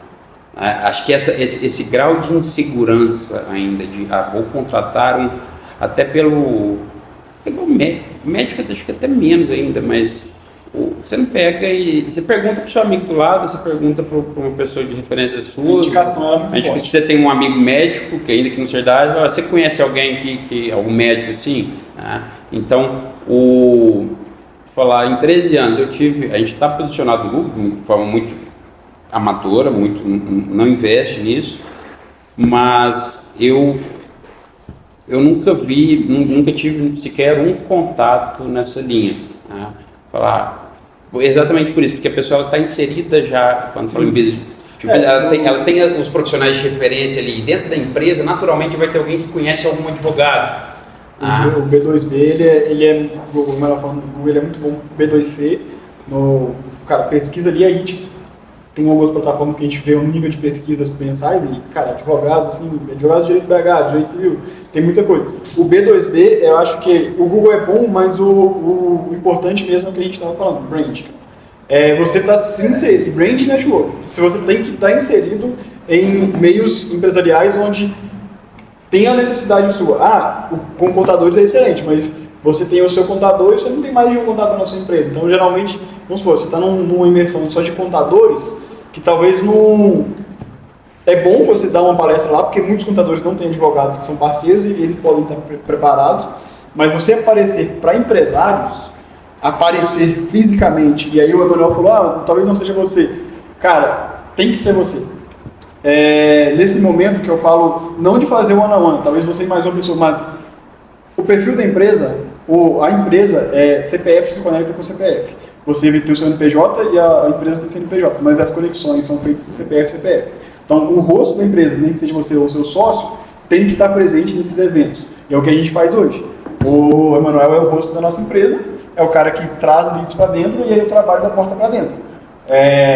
Só que a gente tem que ter esse brand forte, criação de conteúdo muito forte, para que sejam impulsionados. Então a gente está impulsionando diretamente para advogados, então tendo bastante advogados seguindo ele, e a gente está fazendo um nicho, e é importante essa coisa. Então, assim, você tem que estar, por quê? Porque é o que a gente falou lá no início do rapport. As pessoas vão se conectar com você, e aí depois você vende com a sua equipe. Mas o rapport ali é o rosto da empresa, ele vende muito.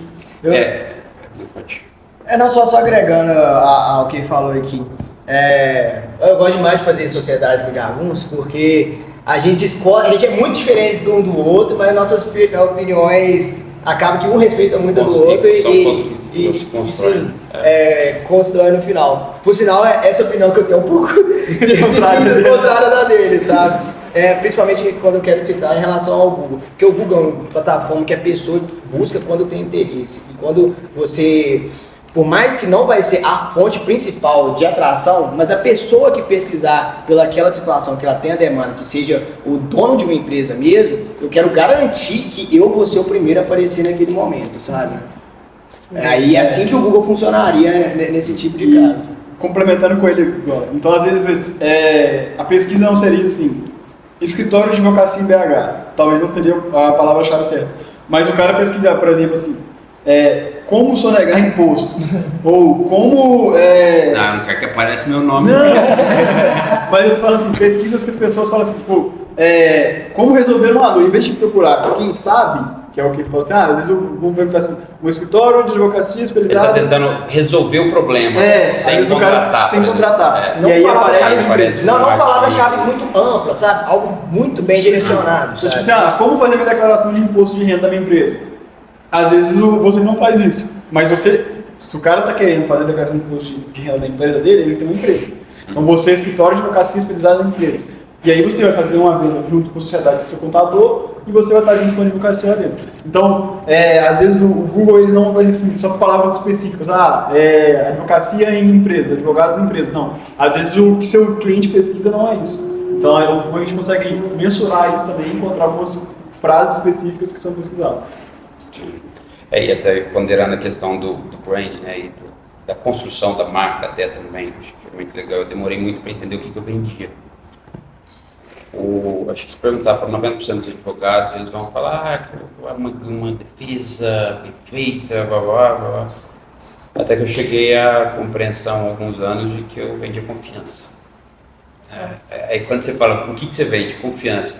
Qualquer pessoa que tem ainda que seja um empresário, mas ele quer o advogado como um escudo, como alguém que vire, né? O empresário ele sabe naturalmente que o negócio dele implica em risco, isso é natural. Quando a gente passa a estudar o direito empresarial, né, a pessoa jurídica em si, uma das bases é a assunção de risco, assumir riscos. Isso o empregado assume risco? Não, o empregado ele tem a garantia de recebimento do salário dele ali, das verbas, todas direitinho. O empresário não, é impossível você fazer um negócio sem assumir os riscos. Mas ainda assim que seja assumindo o risco, há uma margem de segurança, né? Porque, suponho que você vai fechar um contrato. Você tem que saber, você pode saber que aquela pessoa tem o risco de não pagar, né? Ou cumprir com um contrato. Mas qual que é a margem? Né? Você vai perder de X a Y, vai perder de 20 a 30, esse é o risco? Tá, aí o advogado ele vem garantindo, essa margem que você pode perder.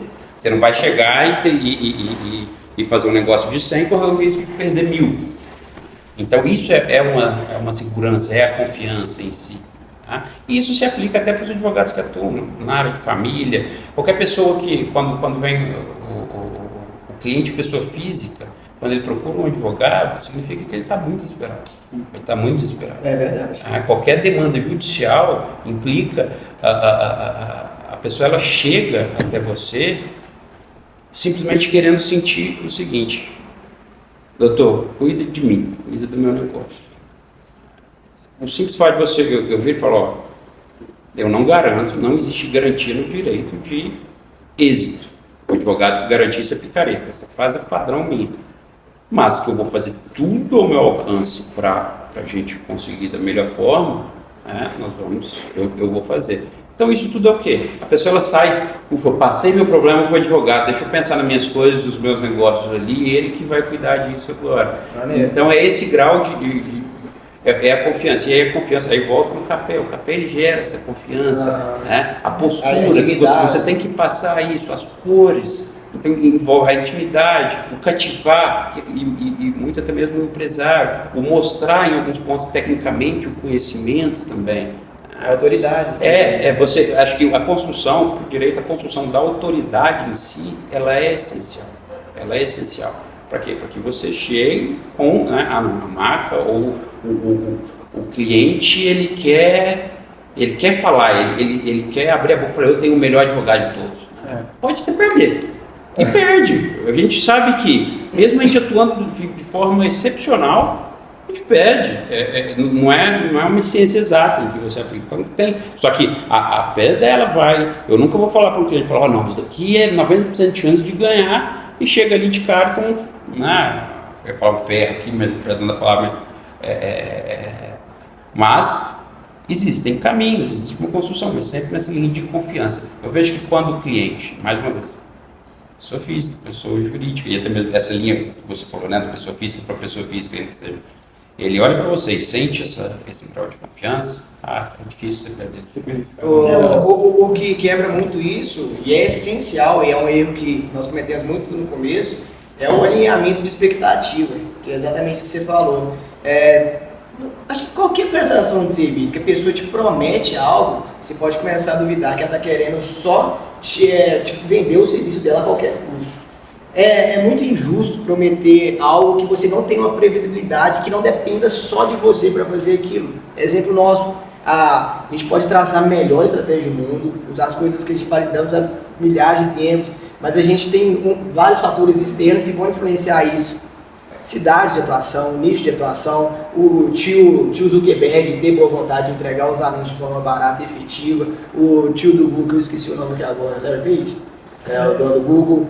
E a gente pode fazer tudo, que a gente já tem maestria, estratégia, tudo. Porém, tem esses fatores externos. Se eu prometo que eu vou entregar resultado garantido, a expectativa da pessoa já elevou lá ao máximo. Eu vou ter que entregar de qualquer forma, sabe? Eu vou fazer o máximo por toda a especialidade que a gente tem, com o tempo que a gente entende que é o ideal de otimização de algoritmo, de testes e de escala, para levar o máximo de resultado, sabe? E até uma dúvida da minha parte. Eu, como empresário, até hoje, não precisei da parte de um advogado para minha empresa. Uma dúvida minha. Quando uma empresa deveria acionar o advogado? Em que tamanho ela já necessita de um advogado? O que ela vai fazer que ela precisa de um advogado? Eu estou começando agora uma empresa, e aí, eu preciso de um advogado? Precisa. E aí é um dos grandes problemas culturais nossos. Eu comparo, hoje existem, inclusive nós autorizamos no escritório dois tipos de advocacia. A advocacia que a gente chama de consultiva e a advocacia contenciosa. Tá? O que é advocacia consultiva? É antes do problema. A contenciosa é depois do problema.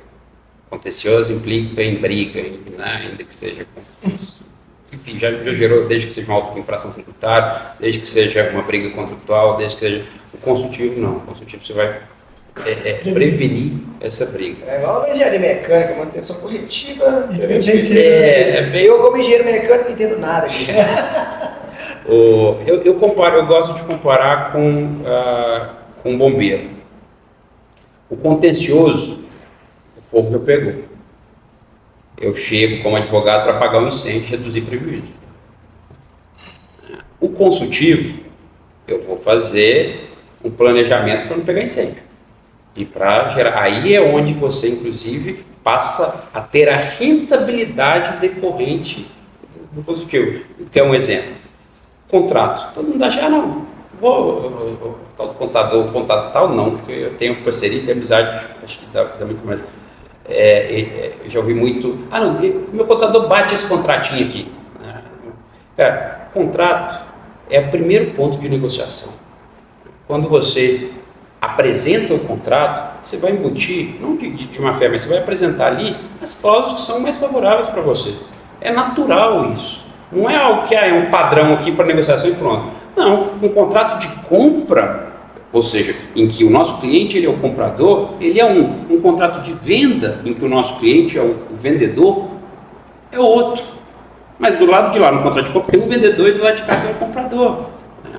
E quando que a gente começa a contratar? Quando a empresa nasce. Antes dela nascer, a gente já contrata. Quais são os primeiros contratos que a gente faz? Os contratos com o nosso sócio. Governança.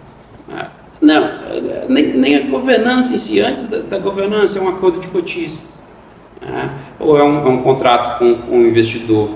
Ou é acordo de cotista é essencial.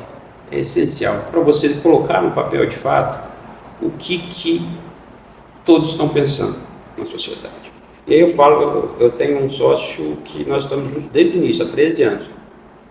Tudo que é deliberado entre a gente é por meio de ata, por meio de documento. Eu desconfio dele? Não. Dentro de 2 meses eu não vou lembrar o que estava na minha cabeça, qual era a minha interpretação daquilo naquela reunião. Ele também não. Isso vai gerar uma confusão futura, um desentendimento. Agora, se está ali, bem redigido, bem feito, em que as duas partes pensam, se a gente quiser voltar hoje, o que a gente pensou há 5 anos atrás, deliberou há 5 anos, não, está lá no papel. Beleza. A gente sabe muito bem que de um dia para o outro, quando a gente não anota, o nosso sentimento naquele momento é né? Então, no nascimento da empresa, já há necessidade. Óbvio que a gente tem que criar métodos cada vez melhores de democratizar o acesso à boa advocacia. Né? Porque eu falo que a advocacia não é igual a caneta, é igual uma caneca. Essa caneca ela vai ter uma margem de 10 a 15 reais no mercado. Eu não posso querer cobrar 500 reais nela. Né? Não tem porquê. A advocacia, uma mesma ação, uma pessoa pode vir cobrar um salário mínimo, outra pessoa pode vir cobrar 100 mil reais. O que vai ter ali? Valor agregado. Valor agregado dentro da confiança, dentro do... Então sempre vai ter essa formação de valor. Fugiu até um pouquinho aqui, mas aí do acesso à advocacia. Então, o acesso, a gente sabe muito bem que quando a gente está criando empresa, é aquela linha do começar dentro do que pode, dentro do que dá. A gente não dá para contratar melhor assessoria jurídica, melhor assessoria contábil, né? Então a gente tem que criar, ainda melhorar cada vez mais para criar formas de acesso. Por quê?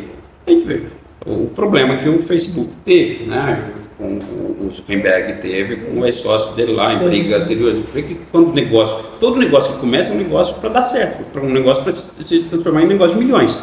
E todo negócio que se transformar em um negócio de milhões, que não tiver sido ajustado corretamente lá no início, vai dar problema. Vai dar problema. Quando não se tem dinheiro, um desempenha um dia com o outro, sai, vai embora, acabou, não tem problema. Agora, quando entra dinheiro no jogado, entra fulano, Beltrano falando, fazendo coisa que, né, a gente vê isso, tem inventário. Família, irmão... É o que mais acontece. Mas você fala, poxa, não que brigar, irmãos, aí vai na hora que volta. É chocante o que o dinheiro mexe com a cabeça das pessoas nesse ponto, sabe? Famílias que desfazem, amizades que desfazem. Não sei, nunca tive esse problema. Eu entendeu como uma pessoa racional. Eu também nunca tive problema do dinheiro, de excesso de dinheiro. Excesso de dinheiro assim. Mas eu fico em choque. Pretendo ter, mas ainda não tenho. Espero que a pretensão seja das pessoas querendo tomar o meu dinheiro. Não eu querendo tomar dos outros, mas me choca isso. Mas é óbvio. É tão óbvio quanto igual quando eu fumava, eu falava, no mínimo, no meu final de vida eu vou ter um efizema. É a mesma coisa, no mínimo você vai ter um problema se você não cuidar ali, se você não preparar desde o início. E é tão bom, eu falo assim, quando você entra nessa linha, que a empresa ela tem a visão consultiva em si, mas a nossa cultura hoje, inclusive eu vejo em grandes empresas, em médias empresas, existe aquela cultura familiar, amadora ainda, de tá dando certo porque tá dando certo, vai. Né? Mas a gente sabe que a advocacia, ela tem que ser direcionada cada vez mais para o consultivo. O contencioso, e quando a gente fala em contencioso, principalmente o judicial, um processo hoje judicial, ele dura em média 6, 7 anos. Sim. Né? 10 anos é algo tranquilo para isso acontecer. Então, o nosso sistema judiciário está falido, a briga contenciosa está falida. Então, o caminho é não deixar chegar até lá. Não deixar chegar nisso, como se faz pelo consultivo, e desde o início, no nascimento, até mesmo para quando está nascendo. Eu falo, a empresa, ela nasce, hoje as startups, elas nascem e pensam falam, qual que é o caminho? Fazer primeira rodada de investimento, ter um investidor, né? Fazer um produto interessante, aí ter uma primeira rodada de investimento, depois ter outra rodada. Gente, o quanto que se agrega valor quando você tem uma empresa em que ela tem todos os contratos certinhos, acordos de cotista, né? O investidor, ele vem, ele olha a empresa, né? Ele já vai ver de uma outra forma. Quando é natural o investimento profissional, inclusive a gente faz isso na outra ponta também, mas você quer investir 1 milhão em tal empresa, a primeira coisa que você vai fazer uma due diligence da empresa, e uma due diligence tributária, due diligence. Ele se chega, a primeira coisa que a gente faz, a empresa é sua, o Jaws vai vir e está querendo ver se vai investir na sua empresa. 1 milhão. Ele vai virar a primeira coisa, a gente faz os 10%, né? É óbvio. Você acha que eu passo a empresa toda? Pois é. Primeira coisa, você faz um NDA, que é um termo de confidencialidade, ou um memorando de entendimentos, em que você vai virar e vai falar, olha, eu vou abrir a minha empresa para você vai vir, vai trazer técnicos aqui para dentro, técnicos contadores, administradores e advogados, e eles vão passar de 2 a 3 meses abrindo a sua empresa, de todas as formas, analisando contrato por contrato que você tem, analisando o seu passivo tributário. Eu posso, não estou devendo nada, né? Mas a gente sabe que a Receita Federal, a estadual, ela pode vir, em até 5 anos, ela pode vir te autuar. Então, às vezes, algo não está aparecendo ali ainda, parece que você está limpinho e a bomba vem, e normalmente ela vem de 5 anos. E quando vem na parte tributária, a gente não fala em menos de 200, 300, 500 mil. Isso é só de multa de isolada e revalidação é 350% em cima do tributo. Então, a gente vê um valor absurdo. Então, a equipe ela vai entrar, e os advogados principalmente, para fazer essa análise dos contratos, passivo trabalhista, passivo tributário, e isso se chama due diligence. Aí eu vou virar para o Gelson e vou falar, olha, Gelson, aqui você pode entrar, mas eu encontrei isso e isso de errado. Aí o que ele vai virar e vai falar? Como não está tudo muito certinho aqui, eu tenho esse risco, eu tenho que calcular esse risco aqui também, eu ia pagar 1 milhão, hoje eu pago 200 mil. E com dados, com análise. Por quê? Porque a parte dele vale 1 milhão. Só que existe um passivo oculto de um risco que desse 1 milhão pode ser decotado e aí cair para 200 mil. A gente consegue chegar nisso. Aí, ele vai falar, quer ou não quer? Porque vai estar essa parte. Quantas empresas eu já vi com produtos maravilhosos, em que chega e fica 2, 3 meses lá dentro, destrinchando a equipe, e chega e o investidor ele não vai. Se não tiver a coisa redondinha, o produto ele tem que ser bom, mas além do produto tem que ser bom, a empresa ela tem que nascer organizada, ela tem que crescer. Para ela ser grande, ela tem que nascer pensando em ser grande. E pensando em ser grande, a forma mais econômica disso é investir com um advogado bem. Hoje, se você der um chat GPT ou der um Google, o que for, você consegue, um acordo de cotistas aqui, mas isso por si só também não, o advogado, e eu falo que o advogado empresarial, hoje mesmo de manhã a gente teve se eu estiver delongando, vocês falam também, quando eu começo na advocacia, O advogado empresarial, principalmente, ele tem que entender a essencialidade do produto do cliente para traduzir. Eu tenho um cliente que ele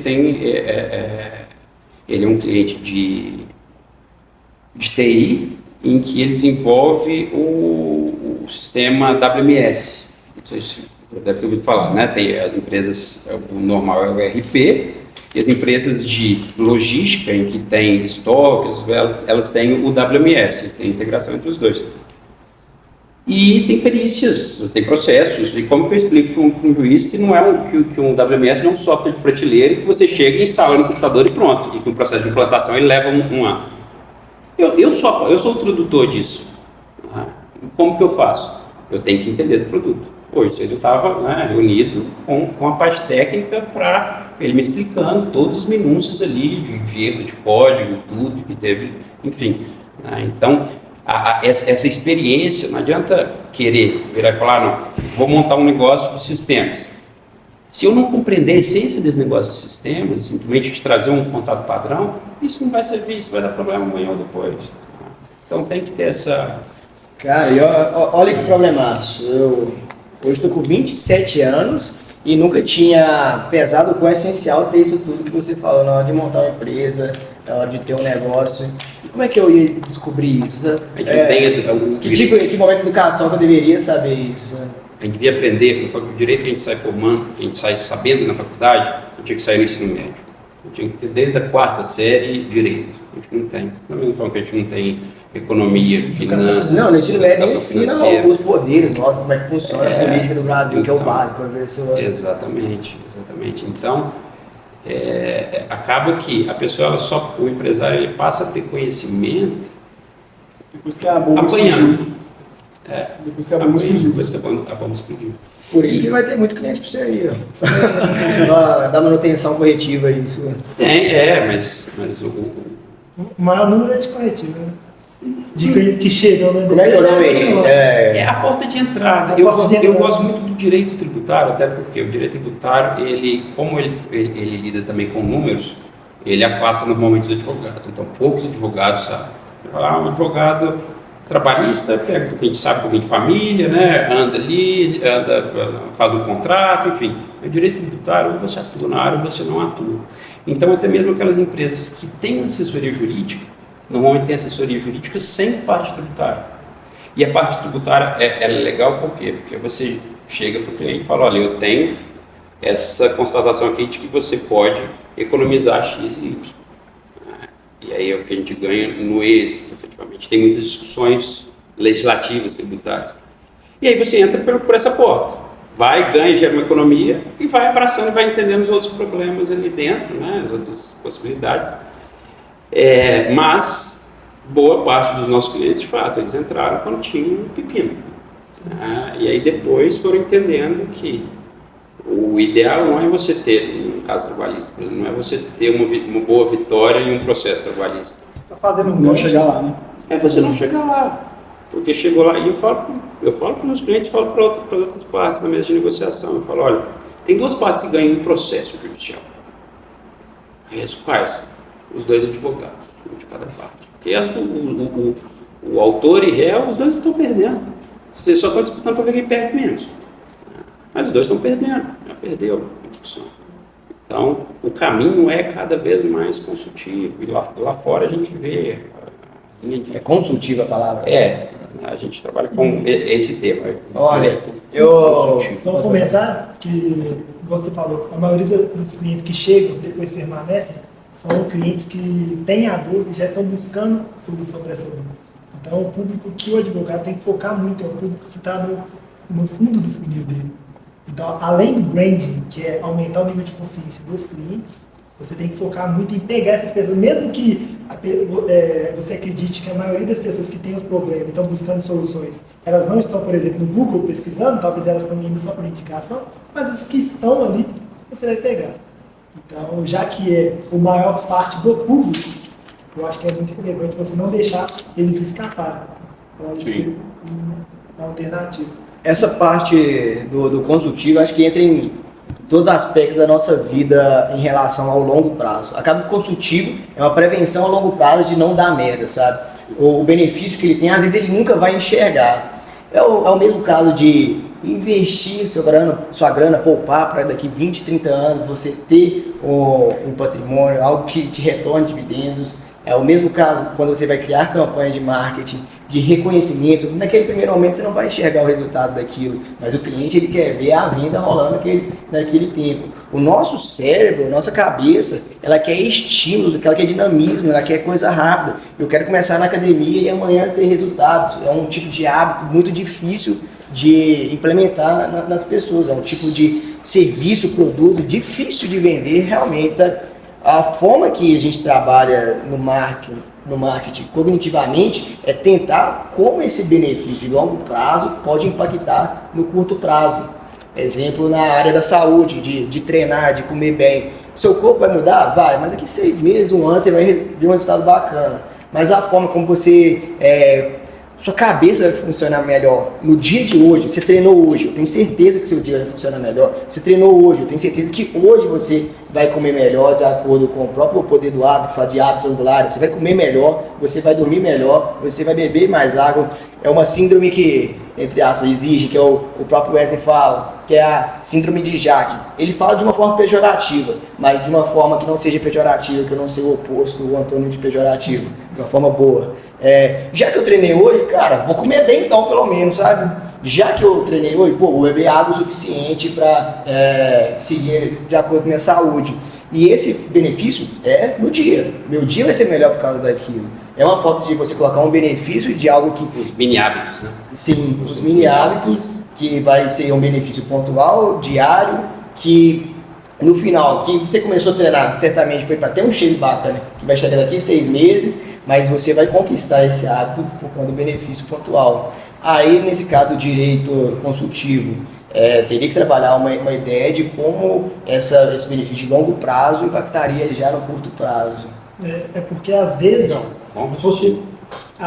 você consegue vender um produto não pelo real valor que ele vai te entregar, mas pelo que interessa a pessoa naquele momento. Então você tem que mostrar o que ela quer naquele momento para você entregar todo o valor que você almeja entregar para ela depois. Porque por esse valor, talvez ela não tenha um nível de consciência ainda que aquilo realmente é valioso para ela. Mas se você consegue vender para ela, entregar para ela algo que ela quer no momento, ela já passa a se tornar seu cliente, fica tudo mais fácil nesse processo. E tem um ponto também que eu achei legal, que eu li há pouco tempo, que é como que as pessoas tomam decisões também por ver outras pessoas tomando decisões. É o efeito manada, né? É o efeito manada. Tem até um livro, acho que é do Ludwig Vacan, ele desenvolveu, não sei se ele desenvolveu, se ele fala, faz muito tempo que eu li esse livro, que é a teoria da janela quebrada.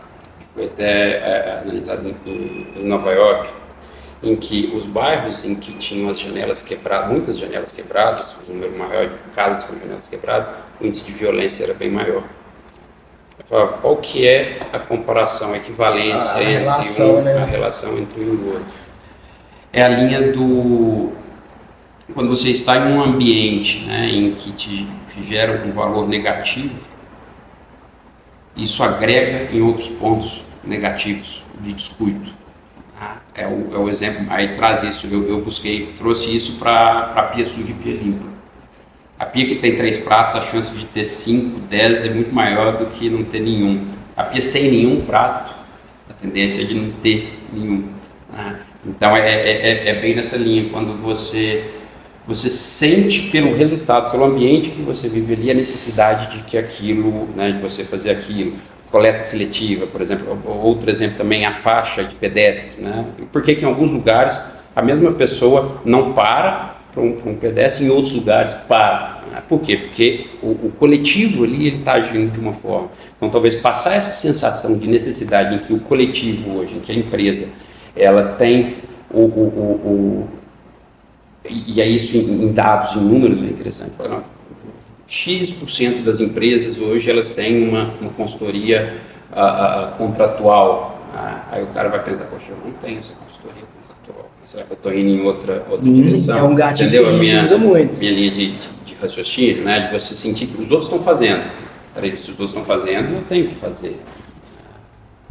E é tudo também uma questão de ponto de vista, se você parar para analisar. Porque se você expõe para ele o número de empresas que utilizam uma consultoria consultiva, isso pode ser um número grande e um número relevante que vai fazer essa pessoa ter uma advocacia para sua empresa. Mas, se você vê os mesmos dados com um ponto de vista do oposto, que é o que a maioria das pessoas acredita, ela acredita que ninguém que está iniciando a empresa tem. Então, ela está vendo os mesmos dados, só que de um ponto de vista diferente. Então, já que ninguém tem, eu também não preciso. Agora, se ela acredita que muitos têm e ela deveria ter, já é outro. E até mostrando os problemas, né? Você trouxe o case em um artigo de internet mesmo, relembrar o case do Facebook, né? Do problema que deu. Primeiro você gera uma expectativa ali, você quer que sua empresa se torne um Facebook, todo mundo começa querendo, né? Uma meta. Consequentemente vão ter esses problemas, né? Então, por que não buscar agora e investir nesse ponto? Sim, com certeza. No direito é meio complicado, voltando lá naquele ponto do marketing jurídico, de você expressar isso em anúncios ou até mesmo de forma orgânica na hora de posicionar dentro do digital. Mas sim, você pode expor isso, por exemplo, em um blog dentro do seu site, artigos demonstrando a perda que a pessoa tem e de alguma forma que a comunicação dentro do tráfego paga, a gente consegue pensar em algum script que não vá de contra ao código de ética da OAB, que leve a pessoa a esse artigo para poder ler mais sobre e assim gerar uma conversão dentro do site. E algumas chamadas sobre notícias que interessam, eu vi isso, eu gravei um vídeo recentemente sobre o Estado de São Paulo ia gerar um benefício de ICMS, né, vídeo de 1 minuto e meio, 2 minutos, chamado explicando rapidinho, teve mais de 12 mil visualizações, assim, orgânicas, né? Poxa, e é óbvio que ali eu vi que, como estava favorecendo, estava falando de uma política benéfica do governador de São Paulo, né, acabou que as pessoas começaram a ver, eu senti que viu muito mais com viés político do que com viés econômico, tributário, mas eu vi que ao mesmo tempo, porque hoje a grande maioria dos meus clientes me seguem nas redes sociais. E aí eu falei sobre o assunto e aqueles que precisavam, poxa, isso cabe para mim, eles vieram até mim para procurar. Sim. Então foi uma notícia, eu consegui gerar aquela notícia de uma forma que chegou a mim, tanto que eu soltei ela às 7h30 da manhã de um dia que houve a publicação dos decretos, né? Então era algo realmente fresco ali, que não tinha, e que chamou a atenção. E gerou um ponto positivo em muito tempo. Acho que o vídeo ele é muito legal nessa linha, quando você traz novidades. Né? Um tempo que a gente sempre usou muito na República é jogar com o manual debaixo do braço. E cara, no caso de jogar com o manual, é jogar de acordo com o algoritmo joga. Ele vai priorizar, as pessoas vão priorizar aquele assunto que está em alta naquele momento, não tem como você fugir disso, sabe? E se dar um exemplo prático em relação a você, era um assunto que estava em alta, as pessoas estavam buscando aquilo. Caso não estivessem buscando, ouviu falar, viu que você estava falando sobre o assunto, eles automaticamente vão ficar retidos daquele vídeo, querendo entender o que está rolando. E o que eles vão fazer também instintivamente, caso tenha uma demanda daquela dor ou daquela função? Visitar o seu perfil, visitar o que é sua vitrine. E se sua vitrine está bem trabalhada, vai estar falando sobre direito tributário, sua bio vai estar bem descrita, gerando uma autoridade e fazendo entender a pessoa que você um mestre naquele assunto, ela vai gerar uma conversão naquilo, ela vai te mandar uma mensagem, sabe? Eu acho que a gente pode encerrar. Então, galera, vamos encerrando aqui nosso podcast aqui. Tivemos um papo aqui longo aqui, mas foi muito bom com nossos ilustres aí, ex-ouropretanos, agora também atuando em suas empresas aí, ex-republicanos também. Foi uma honra estar com vocês aí, Celso, muito obrigado aí, se despede do pessoal e deixa aí também os arrobas da empresa e tudo mais. Não, bacana, acho que esse é o primeiro, tinha um bocado de coisa aqui mais pra gente falar, podemos já fazer a chamada pro segundo, né? Chegou demais pra falar. Um ponto que eu acho que é muito legal depois a gente entrar a linha das dificuldades, depois que a gente saiu, né, da faculdade em si, sabe, que a gente deixa de ser é o futuro da nação, com estudantes de universidade pública para ser desempregados, né? Para serem desempregados, e aí vem aquele tapa social ali que a gente... É difícil mesmo, eu no direito, que é a minha experiência. É uma maratona. Você sai ali, tá aquele pelotão, sai 1 milhão de pessoas. Depois de um tempo, depois de alguns quilômetros, que se você trabalhar bem tudo, você começa a se distanciar do pelotão e receber os benefícios, né? Então, a gente trabalhar um outro depois com isso, chamando até alguns outros alunos também, convidando, eu acho que é legal. Bom, e do mais, obrigado a todos, obrigado aos meus amigos e irmãos aqui. Quem quiser seguir, né, a BO Advogados e Neto Brito Cheus, tanto no LinkedIn, no Instagram. Nosso site também é aranhesbritoiotone.com, aranhesbritoiotone.com, isso mesmo. A cabeça fugiu por quase 3 horas. Eles colocam lá. Mas, obrigado a todos, nos vemos em breve. E aí, Amarildo, deixa seu alô pra galera. Obrigado, galera, aí. Foi muito bom, uma tarde muito produtiva, muitos conhecimentos. Meu arroba é amarildo.mf, da empresa é a Engenharia Digital, e segue a gente lá. Emanuel, se despeça da galera aí. Mas aqui eu só vou ler uma frase de cênica aqui, tô zoando. Acho que era o Bruno Perini, tava aqui. Eu Perini aqui do meu lado. Mas, no mais, Emanuel.espanhol, estou lá produzindo muitos conteúdos, tanto de marketing, de vendas, de tecnologia, de atualizações do meio digital em geral. Falando muito recentemente, sobre o marketing jurídico propriamente, tanto dando dicas de forma orgânica e de anúncios a se fazer, como também oferecendo a consultoria gratuita junto ao grandíssimo Amarildo, para qualquer pessoa que entre em contato comigo, mandar um direct ou mandar uma mensagem no WhatsApp, a nossa equipe vai estar entrando em contato, e obviamente seguir a nossa empresa allin.engenharia digital.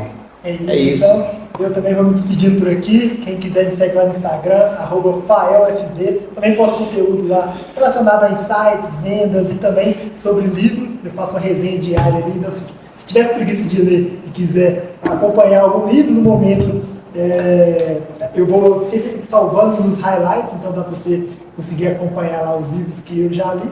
E nesse momento eu estou lendo A Equação do Milagre, que é um livro que dá continuidade ao Milagre da Manhã, do Howard Alt.